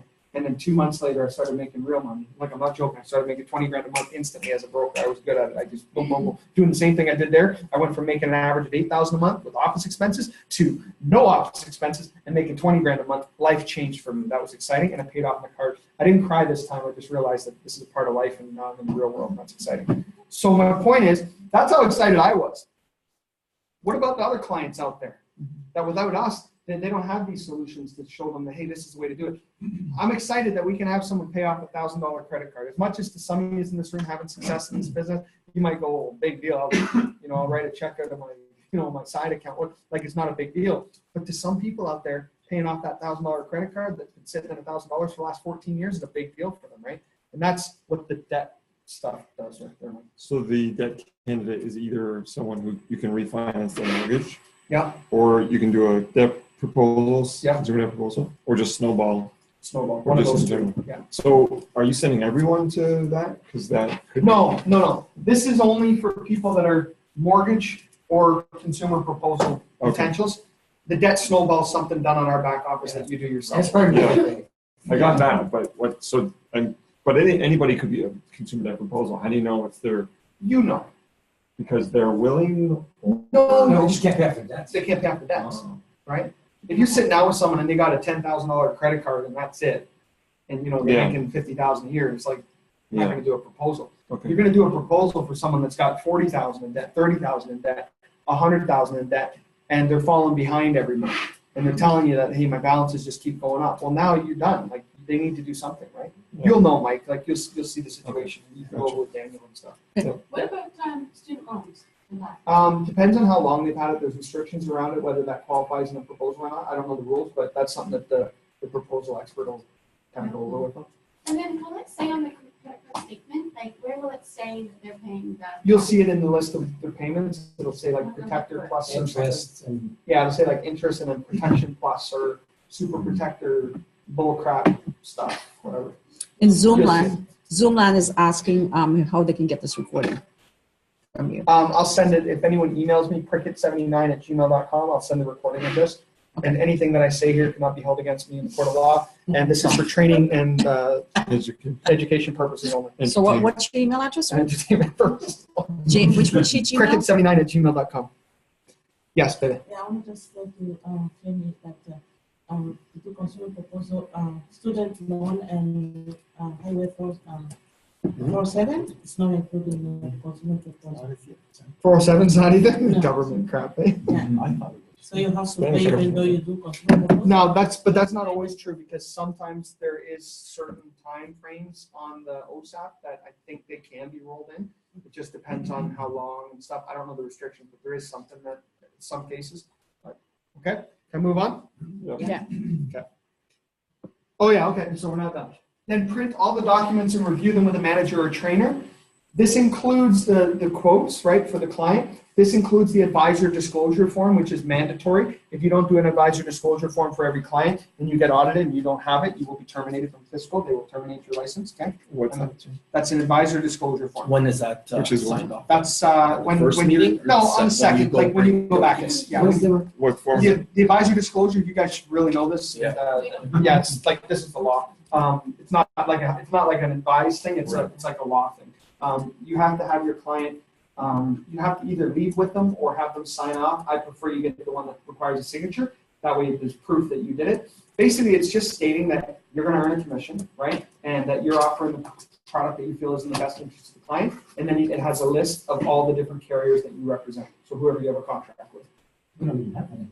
I Yeah, we don't, do. It's on our back office, dude. Don't say that out loud. No, I know. I'm telling you, that's like the I law. see. Yeah, we do. It's right there. But the client has to keep on and you keep a copy. That's right. Well, it makes sense. Yeah. But here's the thing. It's not right now. They don't mandate a signature on it, so I mean, you can leave it behind with the client. But I'm just telling you to cover Yes. your ass, get that signature on this. Like, it's very important. Also in July, it looks like, and it may push it off, but it looks like July, you're also going to be required to do a recommendation letter, which is so stupid, but this is the industry.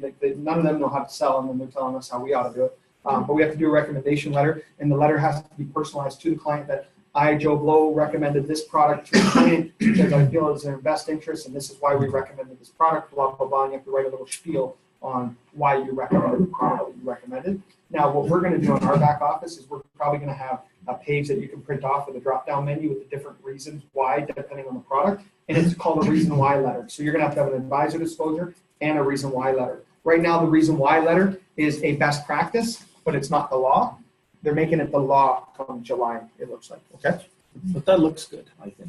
It does, Yeah, like it's. Yeah, it does. It's just one of those things that you get these old school brokers that have been around for years that have never done it, and now you're trying to train them and go like, listen, you've just been breaking the law for the last 10 years, that's all. Now we're teaching you how to be above the law. Sorry. Well, so why should I do that? It's not in the back Because office you get now. audited, like I got audited. Anyone can get audited, right? I don't know why. My company and myself got audited. I'm one of the 3 or 4 advisors that got audited in the last 4 years since we started this period. I passed. So I got a question, Jim. We collect all their information on the needs analysis form or whatever you call it, all the very detailed form. The report that we bring back to the client, is that something that we are trained to create for them? It's on our back office. Okay, no, got it. But when you enter that information, is a general report created and then we go through it and we can tweak it? That's right. Okay, So, got it. great question, because it Got leads it. me into this. Got it. When you print all those documents, the financial analysis itself, the EFA, that's not what you sell, okay? Okay. It's the products that go with it. You have Right. to show illustrations and the benefits and features of the insurance product. You have to show Globe Advisor reports to show them how bad their existing investments are and how good ours are. That's what sells. This is just the generic, hey, we're going to get you out of debt like this. This is what you need to save for retirement. Probably borderline impossible if you're over the age of 45 and haven't saved anything yet.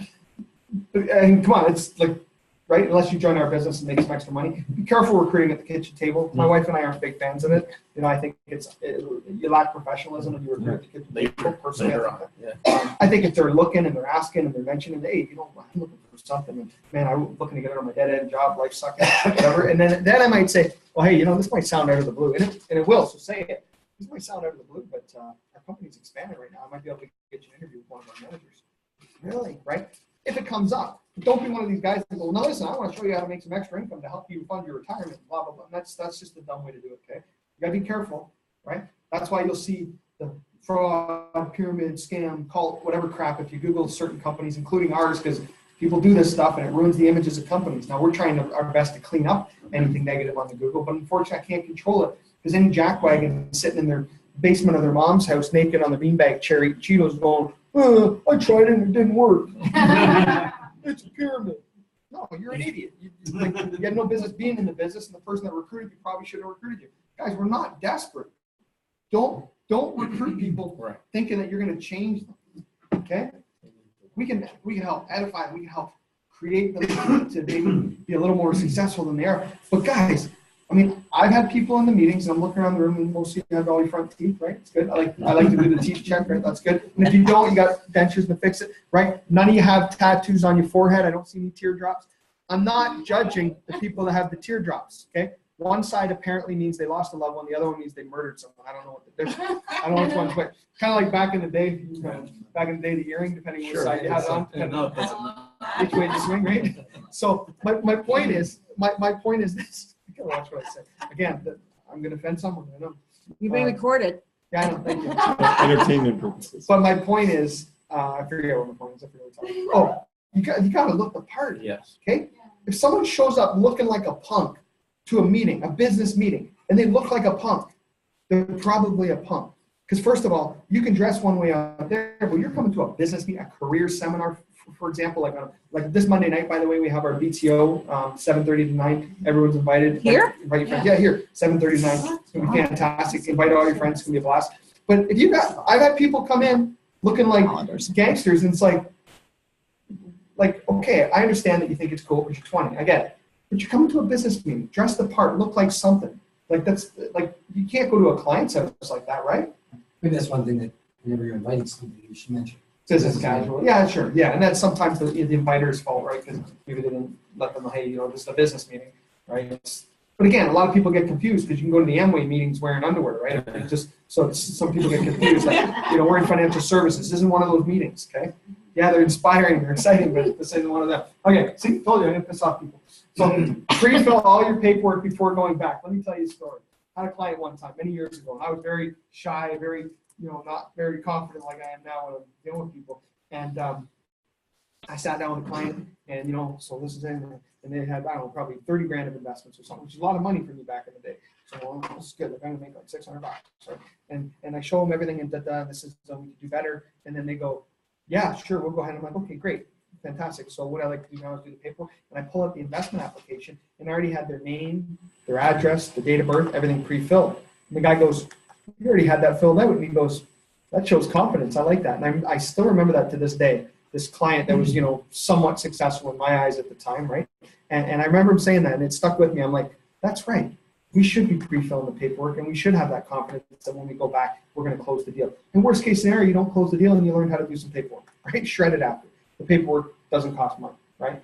And most of the time, by the way, 80+% of the time when you're good at closing, you're going to do the deal anyways, okay? To me, just so you know, the sale is done on the first visit. So when I say 80% success rate in closing, I mean 80% of the time they're doing an EFA and 100% of the time they're buying a product. Okay? It's not like you're doing all these EFAs for free. I don't do EFAs for free. The reason is, on the data collection, does it not ask certain questions on the very end? You guys remember the questions? If I can show you a plan that is better for you in terms of helping you with your debt, savings, or insurance, will you go ahead and implement that plan on the next visit? Very specific. You get a yes to that. Now they've committed. They're going to do business with you as long as you can show them a better plan. Okay? And then, so fill out all the paperwork. Step 4, we're almost there. No, we're not. We're all halfway there. Step 4, present the findings of the EFA. You show them, yes. Sorry, I'm just going to go back to what you just said. Is it always that 100% guarantee that we give them a better plan than they already have? You can't say 100%, but the fact that they're doing the plan with you means they probably don't have a plan already, which means, it would be.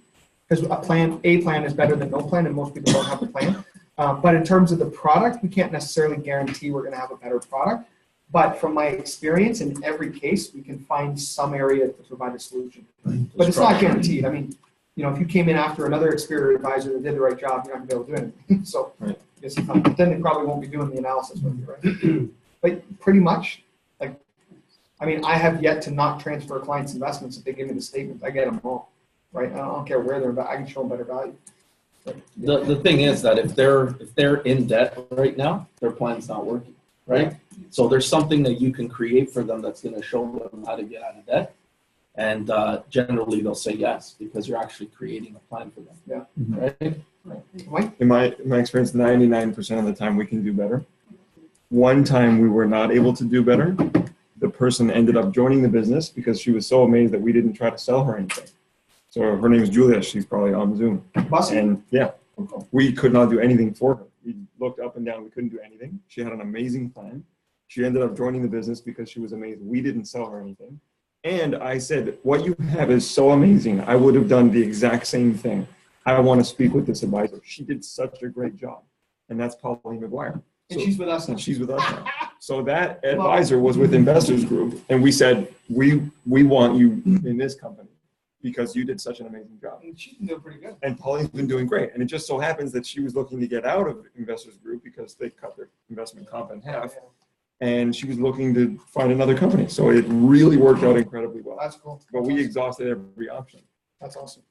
So second visit. Now we're back there. We're going to present the findings of the EFA, and that's just kind of like the commercial. Hey, this is what we can do, bum, bum, bum, bum, bum. And then you go into the other stuff, which is the printouts for the investment and the insurance benefits. Proceed to fill out the rest of the paperwork. Get the client disclosure signed for use by brokers. That's you. Okay. Let them know what will happen next. Well, if a medical is going to be required, let them know the nurse is going to call them. They're going to prick them with a needle, whatever. Your bank might call you to harass you to not move your investments. Your Investors Group person might call you to tell you not to move, blah, blah, blah. Just prepare them for that and then gather the referrals. What I like to do is I like to get everything signed, everything done, close my binder, and then say, oh, you remember my fee? They go, what fee? Like, don't worry, I don't want your money. Referrals. Remember I said the 5 referrals? They go, oh, yeah, Jamie, we'll get them to you. I said, I know you will. Where's the sheet? Oh, I'd have to look for it. Can I email them to you? Nah, I got one right here. And I pull out another sheet because I know they don't have it. They probably lost it, right? Probably threw it in the garbage. I go, okay. And then I go, all right, so who do you want to refer? Who do you want to refer to me? Who do you know that would be happy with this solution? And if they're drawing a blank, you just go, what's your brother's name?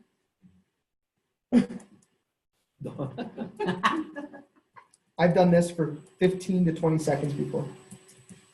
And then this is what happens to them. You don't say nothing. You don't look at them. You just say, who's your best friend? And this is what happens. They go like this. Paul Brown.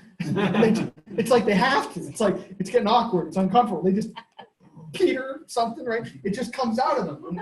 This is sales, okay? That's how you do it. And then they go, okay, Peter, what's Peter's wife's name? Okay, good. Is Peter married? Good. So kids? No, no, good. Now, of everything we've done here, what do you think would be most interesting? You have young kids, so, like, they talk about debts ever? Well, you know what, actually, they just told me that they're not happy with this Joker investors group they're dealing with, or whatever, right? So, okay, great, investment, that's a focus on. So when I call them, I kind of have an idea where they talk. Great, okay, so that's Joe. You said you had a brother. I remember you were talking about you had this wedding thing there last, what's his name? And don't stop at 5, keep going until they keep giving them. And then they might go, how many is that? That's 14. And then you go, hey, listen, I don't know if you guys are competitive. My record's 18. You guys want to break that record? I've done this. Say it. People are competitive. The guy who used to play football in high school, he still talks about it when he's 40 years old. Oh, the good old days. Remember that?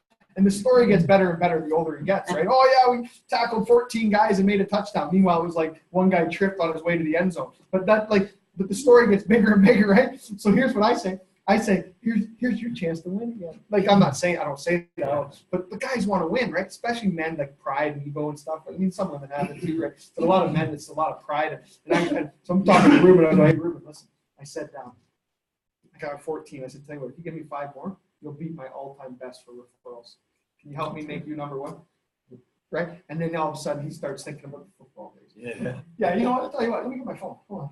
I think you ought to call Billy. Ma, what'd you say, 18? What are we at, Jamie? 25. Okay, I got it. I mean, you're tugging on their heartstrings there, right? You're stroking their pride a little bit, right? So, and it's fun, and it's all for the betterment of people, right? It's not like you're doing malicious activities and learning these sales techniques so that you can swindle someone into doing business with you. No, you're using sales techniques to get them to a predetermined destination that's better for them.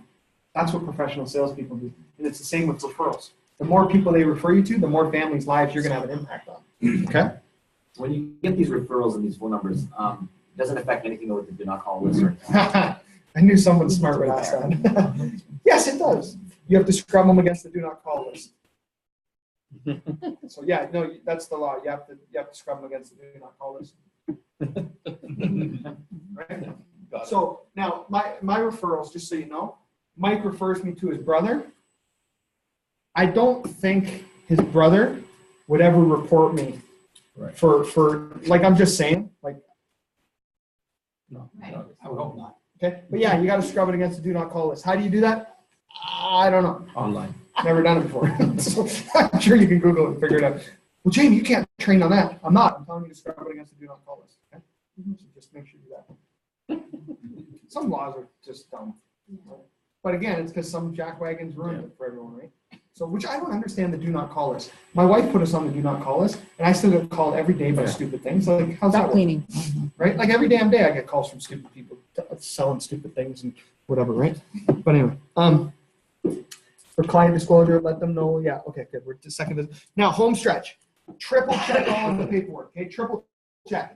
Okay, don't send in paperwork missing, SIN numbers missing, last names missing, anything, because it's just going to hold up your paycheck and it's going to hold up the issuance of the policies, okay? So try and make sure that you look over with a fine-tooth comb. So before you send it to head office, we're not sending it back to you going, hey, you missed a signature, right? Because now that's another week in transit, right? There and back. By the time we review it, we have to scrub it before we send it to the insurer. Attach illustrations on all insurance apps. We need a copy of the illustration, which you've advised them. If you're selling a universal life product, you also have to have the illustration signed, paid by the client. Order the medicals or confirm them with Rochelle. When you're brand new in the business, Rochelle will order the medicals for you, but within your first few months, you should be ordering your own medicals and stuff. Then it gets done faster too, right? Fax the transfer forms for investments to the relinquishing institution, or if you're using the iPad with La Capitale, they do it for you. You have to indicate the fax number. That's not head office's responsibility, contrary to one broker that's been in the industry for 25 years that yelled at me a couple of months ago. It's not our job, okay? Right. That's the advisor's job. You are the one to communicate with the client. You're the one that sends the fax to the relinquishing institution, okay? Just want to be clear on that. Fill out the Experian New Business Transmittal on our back office. I think all you guys are familiar with that. If you're not, don't worry, you'll learn. That's a very simple process. Scan and email everything to experiorgeneral@gmail.com, and that's actually the wrong email. Don't write that down. It's down now. Nathania's in New Business. This is when we only had one person doing everything. But scan and email everything, or send originals if it requires originals. But some applications now, you don't need originals. Like, who don't need? There's a couple you don't need, so you can do that way. And then send the originals. And no direct to the insurer. We've done away with that because too many mistakes were happening. So I just have to update this as an older presentation. So now everything goes to Guelph head office. Okay, we don't have people sending it to the carriers because then we look bad when we didn't do our due diligence and there's Now they errors on scan it. it there, don't they, Jim? What's that? They scan all the stuff that they get. If we can scan it, then we will. Otherwise, we have to mail originals depending on the carrier. Follow up. Check on pending medicals. Find out what's going on. Why aren't the policies getting issued right away? We have Nathania in new business right now, so she's helping with that. So you'll be getting emails from her and some of the carriers. Doctor's reports are a bugger sometimes. Sometimes you got to call your client and say, listen, we've been waiting on this attending physician statement for 2 months now. Why don't you call your doctor and put a fire under their butt, right? Let them know that you have, a $500,000 life insurance coverage waiting to be approved. And if you die today, you're not covered. And I want this coverage, and all we're waiting on is that report from you, doctor so-and-so. Right? Put a little bit of fear in the doctor because there have been lawsuits against doctors who neglected to send back APSs. I'm telling you, it's the dumbest thing in the world. And the lawsuits went through, and they won. And the doctor's coverage had to cover the claim, right? Which then raises their rates for their comprehensive coverage, whatever they have. Right? So guys, doctors have to do their part in this process too, and sometimes they sit on it. I've had doctors sit on it for 6 months. That's my record, and that's wrong. They shouldn't do that, but they do. So sometimes the client calling and saying, hey, if I die, my husband's not going to get the $500,000 coverage that I'm covered for, once you send that report in. How's that going to work? I need you to send that in. It's been 2 months, right? You try and be nice about it, but I'll tell you, that prompts them to do it. Next week, we get the report.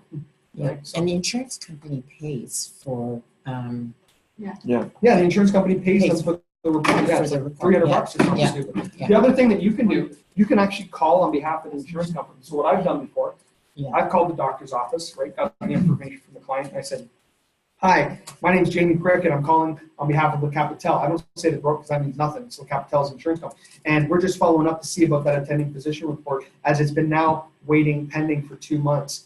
And this is an urgent matter as the client, if they die right now, they don't have the life insurance protection that they're hoping to get. The only thing we're waiting on is this report. Could you please advise the doctor that we need this report sent in immediately? Thank you. And then next week, the insurance company gets it. Works every time. So it's just little things. Usually it's not a big issue. The insurance companies a lot of times aren't ordering APSs now, which thank God, because it used to be like every single time you wrote a policy, they did it. Take you 3 months to get paid every time. Now things are happening faster. Keep your clients in the loop. If it's taken a month, that's cool. If it's taken 2 months, that's cool too. Set the right expectations and give your client a follow-up. Hey, just so you know, I forgot about you. We're just waiting on your doctor report. We're just waiting on you to do the medicals. Did you book with the nurse? Hey, tell you what, why don't I three-way them real quick and we'll get you booked right now, right? Because help them be proactive. Sometimes they're not returning the nurse's calls if it requires medicals and stuff like that. The other thing is, I've had agents tell me sometimes that they're upset because such and such insurance company is taking too long to issue the policy, and my clients are getting upset. I'm like, your client's been on this earth for 45 years. You met them 4 weeks ago, and now they're upset they don't have insurance coverage? Give me a break. Here's the problem. You didn't present it properly. What I tell all my clients is, hey, listen, John and Mary, and just so you know, the underwriting process can take anywhere from 4 weeks to 4 years, okay, depending on how long the doctor's reports and different things take. So just be patient. My record actually is 1 year. It actually took me a year to get a policy issue. I say this. It took me a bloody year. The guy was a year older now. The prices were more expensive. He still took it. One of our advisors actually, because 6 months to get the report, another 6 months to get the report again. I had to rewrite the app 6 months in. It was bullcrap, all because of a doctor's report. So I tell my clients, hey, listen, it could take, as quick as a few weeks, but it could take a few years, okay? Just be patient. We have to get underwriting, medical reports, stuff like that, depending on what they see when they, when they look at this application. So just be patient. Believe me, we're going to try our best to get it issued as fast as we can. But worst case scenario, you could be waiting a year. I had one client had to wait a year. And when you set these expectations, they're like, okay, no big deal. I already lived for 45 years. What's another 6 months or 6 weeks, right? Yeah. Don't clients get conditional coverage? Yeah, conditional coverage is based on requirements being received from doing the medicals and stuff, right? Yeah, so conditional coverage doesn't mean they're covered today. Conditional coverage means they did the medicals, and now it's still pending, okay? So be careful on the conditional coverage. I learned that the hard way, not the hard way, but I learned that years later in my career. So I sent in, on February 7th, I sent in documentation from my client to the insurance company for the doctor to release the information. And then the cap got back to me, or I emailed them for status. On February 20th, they said they were waiting for medical. That's been from February 8th, let's say, because I couriered it, to February 20th. That's kind of a lot. Sorry, I went completely blank. So I really did. I was thinking about a phone call I had. I'm waiting I have no idea. for medical records, right? So I'm Yes. waiting for the medical records. So Look it's at it. February 8th Okay. is when they should have been delivered to the CAT. Okay. For them to then have the go-ahead, I guess, to do what they, to get them medical information from doctor. Yeah. To send that over, right? Sure. So February 20th, well, that's if they're still waiting. Is that too long? You're still waiting for the doctor. Yeah. No, that's on a couple weeks. So, okay. Yeah. So, Couple months is long. Couple Yeah. weeks, no. so what should I follow up with that? Whatever you want. You can do it now. You can do it in 2 weeks. Doesn't matter. Whatever. I would follow up. Okay. Check email. Oh, yeah. So check on pending report. Confirm receipt of transfer documents. Here's the other big mistake people make. They just assume that the fax went through and that the bank really wanted to transfer that money out to us. They don't. They want to keep the money as long as they can. And if you forgot to cross one of the T's in their last name, they're going to hold that against you because it looks like an L. Okay, so call them and find out, hey, Mr. Institution from bank, whatever, we sent in a transfer request a week ago, just want to confirm that you received it. Don't wait till 3 months later and you go, where's the money? And then you call them and they're like, we never received the fax. And then you find out you sent it to the wrong fax number. Call them like the next few days, find out that, confirm that they received it, right? This is your bread and butter too, right? You want to make sure you get that. And then check your emails multiple times a day. Most of you have it on your phone. If you don't, welcome to 2018. You can actually get your emails right on your phone there, so you don't have to be in front of a computer. You have lunch break and you maybe work a full-time job. I'm pretty sure some of you have a break. Check your emails, get back to people, reply. You know my biggest pet peeve in this industry, in this business, in any business, is people that don't get back to people. Okay? Drives me absolutely crazy. That's why today, for the rest of this class, when I seen someone call me, I'm like, I want to get back to them right now. I want to call them in. Probably reading them out, but I want to get back to them because it drives me crazy when people wait too long to get back. Like, you got to be accessible, especially as a leader. Sylvia last night called me, or she texted me last night. She on the WhatsApp, and she goes, Jamie, are you free for a talk? And I was like, I'm so exhausted last night. I'm like I'm dead. I'm like, this was going to be one of the first times I've ever ignored Sylvia. It was true. I was going to ignore her. I was going to go, you know what? I didn't open the message so she doesn't see I read it yet. I've never done this to you before. Never done this to you before. But you know what? It was funny because I learned my own lesson that I teach and everyone for all this. I was just thinking, she can just put whatever the question is in a WhatsApp group somewhere. And I was just like, I'm going to watch my basketball game. Ignore Sylvia this one time. Because I'm exhausted. I'm just like, and even Al told me, Al told me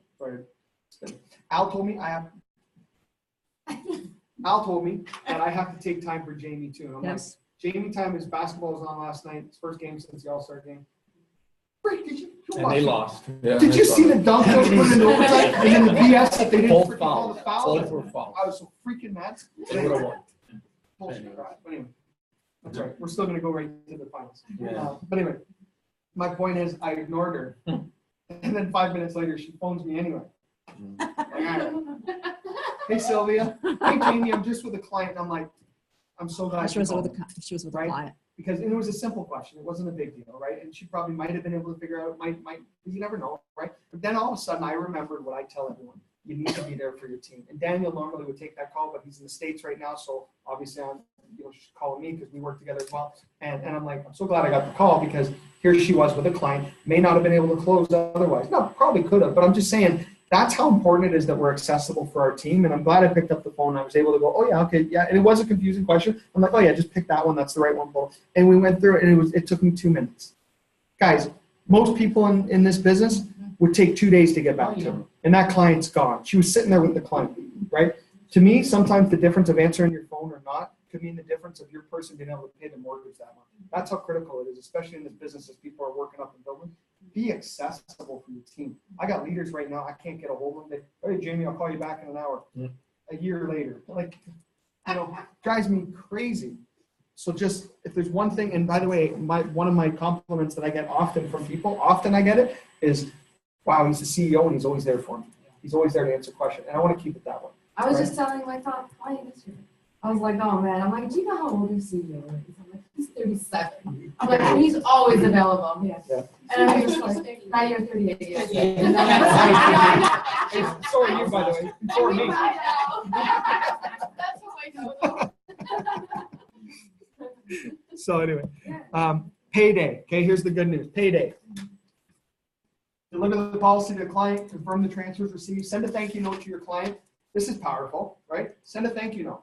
Don't send an email or a text, although that's better than nothing, but send a thank you note. Like, Really? guys, No, it should. you know what, Millburn's Auto, they don't give me nothing. I buy a car from them every 6 months. But you know what they do give me? They give me a stupid little card. And every time I see a Millburn, I want another card. But part of me is going, just give me a card. That was cool. Now, partly because I buy so many cars from them, like, put money in the card next time or something. I buy a lot of cars from you guys. You're making a lot. I trade in my car every 6 months because I'm bored, right? But anyway, but my point is, send them something. Do you understand how powerful a $5 Tim Hortons card is? Let me tell you the power of a $5 Tim Hortons card. We have one of our advisors that sells Assumption Life. Not a lot of our advisors sell them. I think they're a great company, but a lot of other companies more mainstream. One of our advisors sells a couple of Assumption Life policies, every couple of months. Owen Smith. Owen, I go into the office, right? Some of you guys know Owen, right? From the Vaughn office. And I go in the office. I'm sitting there talking with Morrow, and we're chatting. And Owen comes into Morrow's office. He goes, "Hey, Jamie, got to tell you something." He's like interrupting Morrow, and I. We're just chatting, right? And he goes, "Got to tell you something." He goes, "Check it out." Throws the Timmy's card down on the table. He goes, "You know where that's from?" I'm like, "Wow." He goes, "Assumption Life sent it to me." I'm like, "How much is on?" He goes, $5 or $10. I think it was $10. He goes, $10. He goes, "They just sent it to me out of the blue." He goes, "How cool is that?" I'm like, "It's freaking awesome, man. Like, go get him." I'm like, "Oh, wow." He makes money. It's not like he's broke. Like, he's doing very well. He's a great advisor with us, right? He was one of the top combined agents before he came here. This guy's a stud. He's fired up about a $10 gas card, and he's still selling Assumption Life. That builds loyalty, man. You give someone a $5 gas, right? Now, don't do what one company did. One company at our event, at our experiment, gave someone a card, and it was empty. They knew it was probably a mistake. It was one of the insurance companies gave them an empty Tim's card. You know what? I'll tell you another story. Don't give them a $1 Tim card. I'm going to tell you a story. At the practice company, I recruited a guy from London many years ago, okay? At the practice company. And he was telling me about how his RVP over there was doing recognition on a Saturday training, right? And they'd always do recognition. He was like #1 recruiter or something. So he ended up getting a Tim's card. Here's a Tim's card, boom, boom, boom, like this. And they gave out like 4 or 5 Tim cards doing recognition. He goes, "Jamie, I went to Tim Hortons drive-thru. I went to pay with the Tim's card. And it was, $2 for the coffee. I owed $1. They gave out $1 Tim cards. Oh my God. That's crazy. You can't even buy a coffee. So if you're going to give out give at least $5, okay? And write $5 on it somewhere so that they know what it is, right? So don't buy a sandwich and they're like, "Well, I owe $2, right?" So anyway, but don't buy $1 Tim cards. That's Michael Smith in the group is saying he follows up every 6 months and sends you a thank you reminder. Good. Awesome. In the 6 months mark. Yeah. Yeah. And a $1 Timmy's, Michael. Yeah. Okay. How much time? Closing the sale? I don't think we can get it listed. Okay, we got 9 minutes. Okay. Closing the sale. So, guys, when is the sale done? It's done on the first appointment, and it's done with commitments. Okay. Now, if you guys want, I know you're taking pictures. Yeah, please. But if you want, just send me This an is great. email, or I can put it into our group. Please I think- do. Yeah. Great trade. The second appointment is when the paperwork is filled out. So the sale's done on the first, right, mentally. It's physically closed on the second when the paperwork's filled out. Referrals are also done on the first, right? You just don't pick them up till the second. Guys, you have to get it right. So I asked an investors group guy, I go, "Jamie, referrals doesn't work anymore. It's a dying breed, I heard these stupid guru internet junkie guys, "Oh, social media is the only way of the world, and you never get referrals. Referrals are a dying thing." And that's all these sales guys trying to get you to buy their program for 10 grand, and they're telling you how referrals don't work. Bull crap. Referrals still work. Our whole bloody company's been built on referrals. Every advisor, the advisor Julia refers another advisor. That's a referral. Like, referrals absolutely work. I think there's a lot to be said about warm connections that you have with people. I forget what was all that. Sure, it was good. I just don't remember. Strong commitment shows belief in yourself. So when I'm telling a client, when I come back and I put a plan together for you that's better for you in every which way, are you committed to moving ahead with that plan? Yes or no? If they say, well, no, we'd have to look at it, you know what I answer that with? Obviously, wisdom would say you'd have to look at it.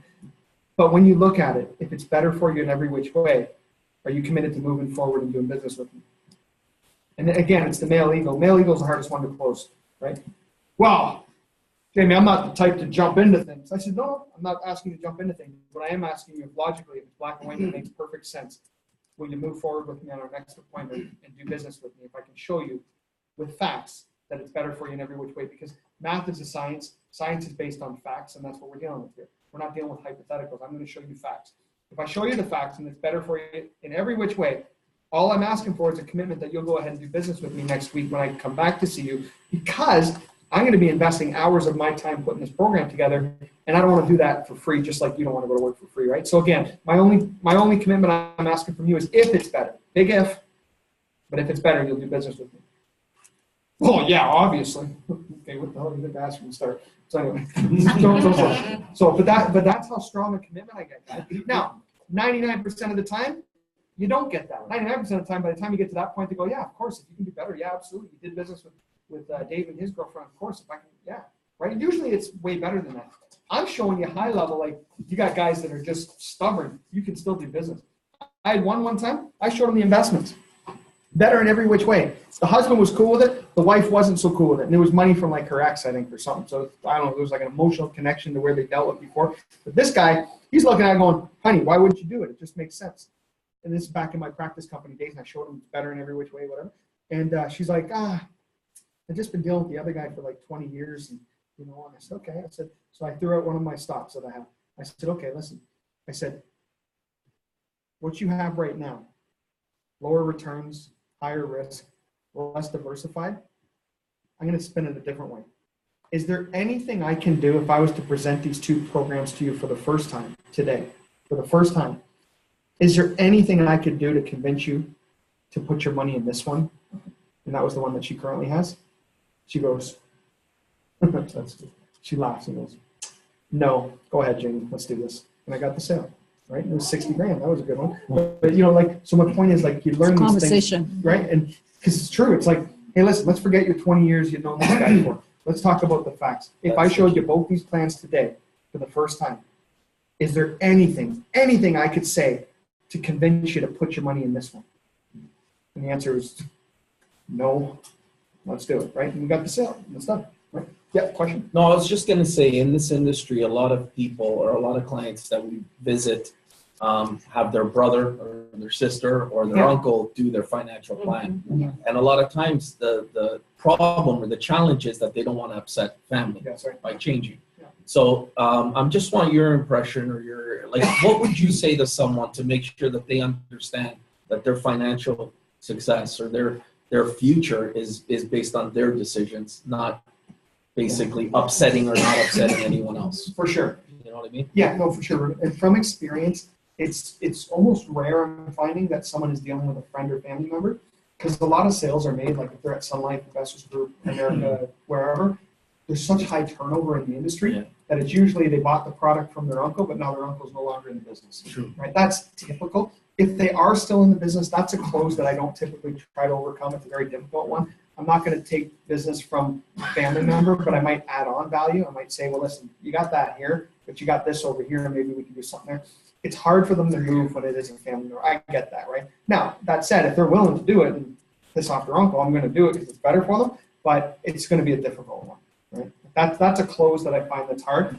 A lot of times when I call someone and they go, well, yeah, you know what, but my brother's my financial planner, I always go, hey, no problem, that's great, you're probably in wonderful hands. Wish you nothing but the best, thanks for taking my call. Boom, that's it. I just drop it because it's such a hard kind of one to overcome. Yeah. But, Not worth it. yeah, on the other hand, I go, well, what company's your brother work for? And he goes, oh, he's with Sun Life. I'd like to meet him. So then I'll be like, yeah, why don't I give him a call, right? Maybe we can still fix your plan through your brother doing it with us, right? Strong commitments, again, shows belief in yourself, right? That you're staying true to yourself, that, hey, what I'm doing is good, and it's good for you, and if it's better when I come back, I expect that business, right? Strong commitments avoids wasted time, yours and your family's, right? There's nothing worse than spending hours out there with a client not to get a sale, right? And then you go home to your spouse, and they're like, oh, that doesn't work. right? You should get out of that and get a real job, right? You got to be good at this business so that you're making money, right? My biggest pet peeve with people is they're in business but they don't make money. Why are you in business? You got to make money, right? That's a part of business. So strong commitment shows belief in your company and your products. Okay. Key in and print out. No, we don't. We already kind of covered that. Here's another cool little secret I'm going to share with you that I've always used in the past. I don't know if it's on our back office, and if it's not, I will work to get it on there. I'll ask Leanne to help me with that. But I like doing a triplicate of choice. And this is how I close the insurance deal, because the EFA gives the idea of how much coverage they need, but it doesn't tell the whole story. It doesn't tell them whether they need some permanent, some term. It doesn't tell them whether they need disability or critical illness. So what I like to do is I like to go, here's your current plan. That's how old this is. That's our old logo. Where do you get this? What's that? I told you you were listening. No. I just said if it's not on the back office, I'm going to put it on the back office. Sorry, I wasn't listening. I was listening to a phone Were you on call. time today? I was listening to a phone call that I had last night. Spouse, children, how much coverage they currently have, what the cost is, when is their next increase, if it's a term, right? Your policy's going to go up in 8 years or whatever. And then this is the family, husband, wife, children, whatever. You fill that in, okay? Plan A, primary and spouse. So husband, wife, whatever you want to put, okay? Life insurance, and what's the term like? So this plan here is going to give you $500,000 life insurance for a 20-year term, which is better than the one here that only has 8 years left on it, okay? For critical illness, we're going to give you a $25,000 critical illness policy, and ROP means return of premium. Put an X. We're not doing ROP on that one. And now all of a sudden you created a conversation. ROP, what's that? That's return of premium. That means if you don't get sick, we're going to give you all your money back. People like that. Imagine that. Imagine you could pay to protect yourself in the event of a critical illness. You get sick with a heart attack, stroke, cancer, one of 26 illnesses, okay, that are covered. If you get sick, it's like you won the lottery, okay? Because we're going to pay you $100,000 or $25,000 or whatever the coverage is. And here's the cool thing. Unlike the lottery, if you don't get sick, meaning you don't win, because if you get sick, you win, right? If you happen to not get sick at 15 years, I'm going to give you all your money back. There you go. Isn't that cool? That's like free insurance, no? Yeah, that's French clothes. That's like free insurance, no? No. See, we're supposed to get yes momentum, but they do, no? My buddy Tim, he goes, and there I went over to get my shoes, and there they were. Gone. They're reversed, right? That's why I'm like, how did they close? This doesn't make sense, no? No, it doesn't make sense. That means you're closing them. I don't know. Sorry. So return of premium. You get all your money back. So imagine paying $100 a month buying your. Anyone here play the lottery? A couple. Okay. Okay. So how many people know that there are people that every single week they get their paycheck, they buy their gas, and they're always in front of me, and they're buying their lottery tickets, and they're getting their things scanned. Happens to me every week. Every week I get someone in front of me like, whatever. They gotta have a separate line for these people. But anyway, so they're getting their thing, and they're doing it every week. $20, $30. I'm hearing this. I'm like, geez, that's a lot of money for most people, like just to throw away, like. But it's the dream, and it's the last dream they have left, because a lot of people gave up on their dreams when they were 35, 40 years of age, when the world started smacking them up in the head, right? Like this is what happened. So now that's their dream, and that's cool, man. I believe you got to keep hope alive, even if it's a 1 in 14 million chance. Okay, so that's cool. Do your thing. I'm not judging. But $30 a week, that's $120 a month. Guess what happens after 15 years when you don't win? You got nothing. Well, with this deal, you can keep gambling, and guess what? There's a 1 in 4 chance you're going to win. Because 1 in 4 people get sick in the next 15 years. 1 in 4 of us are going to get sick in the next 15 years. I think that's something. So 1 in 4 of us are going to cash in. What? 1 in 3 between ages 30 and 65 will get a critical illness. I'm kind of speculating. I'm guessing in a 15-year period with an average age in the crowd. I'm just throwing out a number. It's probably around that. I'm not saying like don't hold that as the gospel. But 1 in 4 of us likely will get sick at some point in the next 15 years. Cancer, heart attack, stroke, different things like that, right? So my point is this. If we're all playing the lottery, we're all paying that $30 a week or $120 a month to buy this 50,000 critical illness. 1 in 4 of us are going to cash in on that in the next 15 years. The other 1 in 4 are going to get all their money back at the end. I think it's a freaking genius product. I think there's some. I think it's a good product. I bought it from you guys. Oh, did you? Yeah, Cool. it's good. Sabrine sold that to me. That's awesome. So Severine actually referred me to Iona, and Iona was a client of Experior's, and then I guess they got talking. Severine moved to the U.S., so she's no longer with Experior, but Iona's still with Experior client. And then Severine referred her to come talk to us, right, to work with us. So now she's working with us. It's kind of cool. But anyway, plan A, and then that, and then the children, life, critical, total cost. You know what the other big thing here is? Dave, you know what I like about this? It says critical on there and it says disability on there. And even if I'm not going into close critical and disability because, you know, the budget's tight and whatever, and I can only do enough for life insurance, now they see that and they go, so for an extra, so this one might just show just life insurance and leave those ones blank, 0, nothing, 0, right? And then here I go, this one has this and this, but no return of premium, and this and no return of premium, and there's your cost. And this one has life, term, critical, and return of premium, and I go, this one here, total budget is going to cost you about $80 a month. That's what you told me you were comfortable with because we get the dollar commitment up front, right? $80 a month. But I have to do my job, and part of my job, it's required that I show you all the different options of products we have. By the way, that's a law that you show. If you have critical illness, you must offer it to the client. Okay, that's another part of the disclosure, the same that you offer, right? Okay, so I mean, there's a lot of rules in here you got to follow. So check it out. Now this one offers you critical illness. Okay, total cost is this. And this one offers critical illness and a return of premium. And then maybe in brackets you can put 20 grand you get back at the end of it, or whatever the dollar amount is. You're gonna get all that money back. And that one's going to cost you $140 a month. I know that one's your budget. That one's a little better, offers you some critical coverage. Now you have that conversation. That one, you can get your money back on the critical coverage. Here's my closing line that I've used for 16 years. John, Mary, which of these 3 programs best suit your needs at this time? Word for word, I've used that 16 straight years since my upline in the practice company taught me. John and Mary, which of these 3 programs best suit your needs at this time? You know which one they always pick? Like 70% of the time? No, the middle one. I don't know why. They go to the middle. Right? So sometimes if you think you can get them to do the middle, put the bigger one in the middle, right? It's like psychology. You know what? I'm actually debating because I'm learning more and more about psychology as I get older. I'm actually thinking about going like bronze, gold, and silver. Right? That's better than plan A, B, I'm going to go bronze, gold, and silver. The bronze plan is going to give you this. The silver one's going to give you this. What guy doesn't want a gold plan?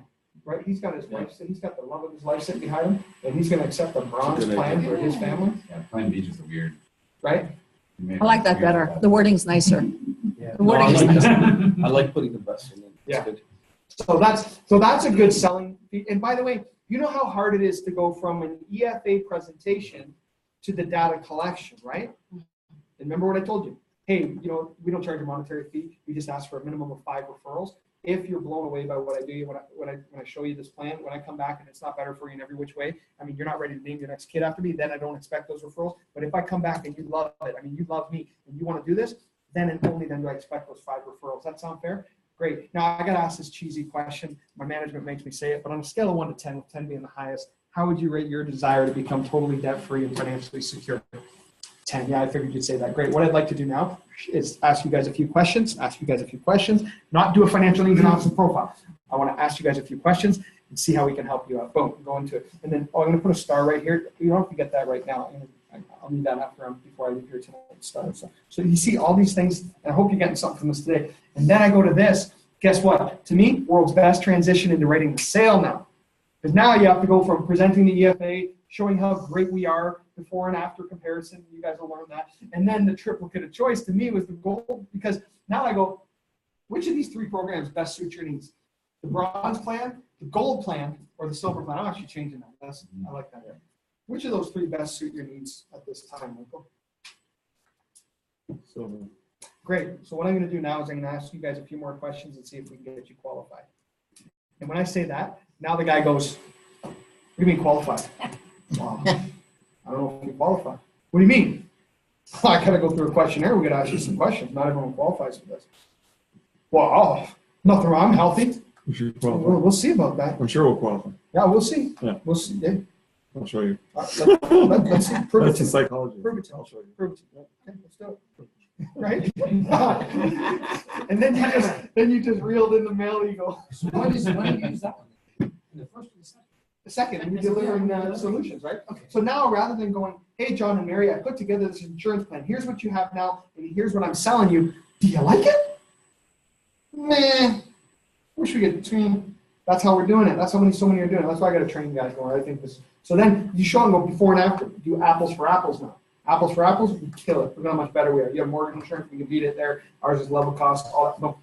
Now I put together 3 different programs that I'd like you to consider. We've got the bronze plan, gold plan, and silver plan. What do you call it? Boom, So boom, triple K? Triplicate of choice. Triplicate of choice. Yeah.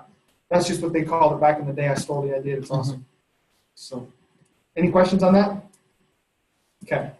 So I just closed everything. There you go. So that's our whole story. I won't go through that. No. Oh, Mike, that's a whole other training day. That's unbelievable. That's too good. Oh, it's too good. Why choose? Oh, and then I got training on this. Yeah, comp plan. Okay, we'll save it for next week. Okay. Anyway, guys. So oh, I gotta take a. Next week there will be training, right? It's the first 2 weekends in March. Take care. The first 2 weekends in March we will not have training. Because there's too many people. Unless I can get the keys for the Vaughan office. Well, I can't. Unless we could meet in the Vaughan office. But I'll let Daniel speak with you guys. I'm gone on vacation anyways. I'm gone from the 8th to the 15th for that 1 weekend. But the course is here this weekend, so that's why the first 2 weekends of March. But next weekend we'll still have training.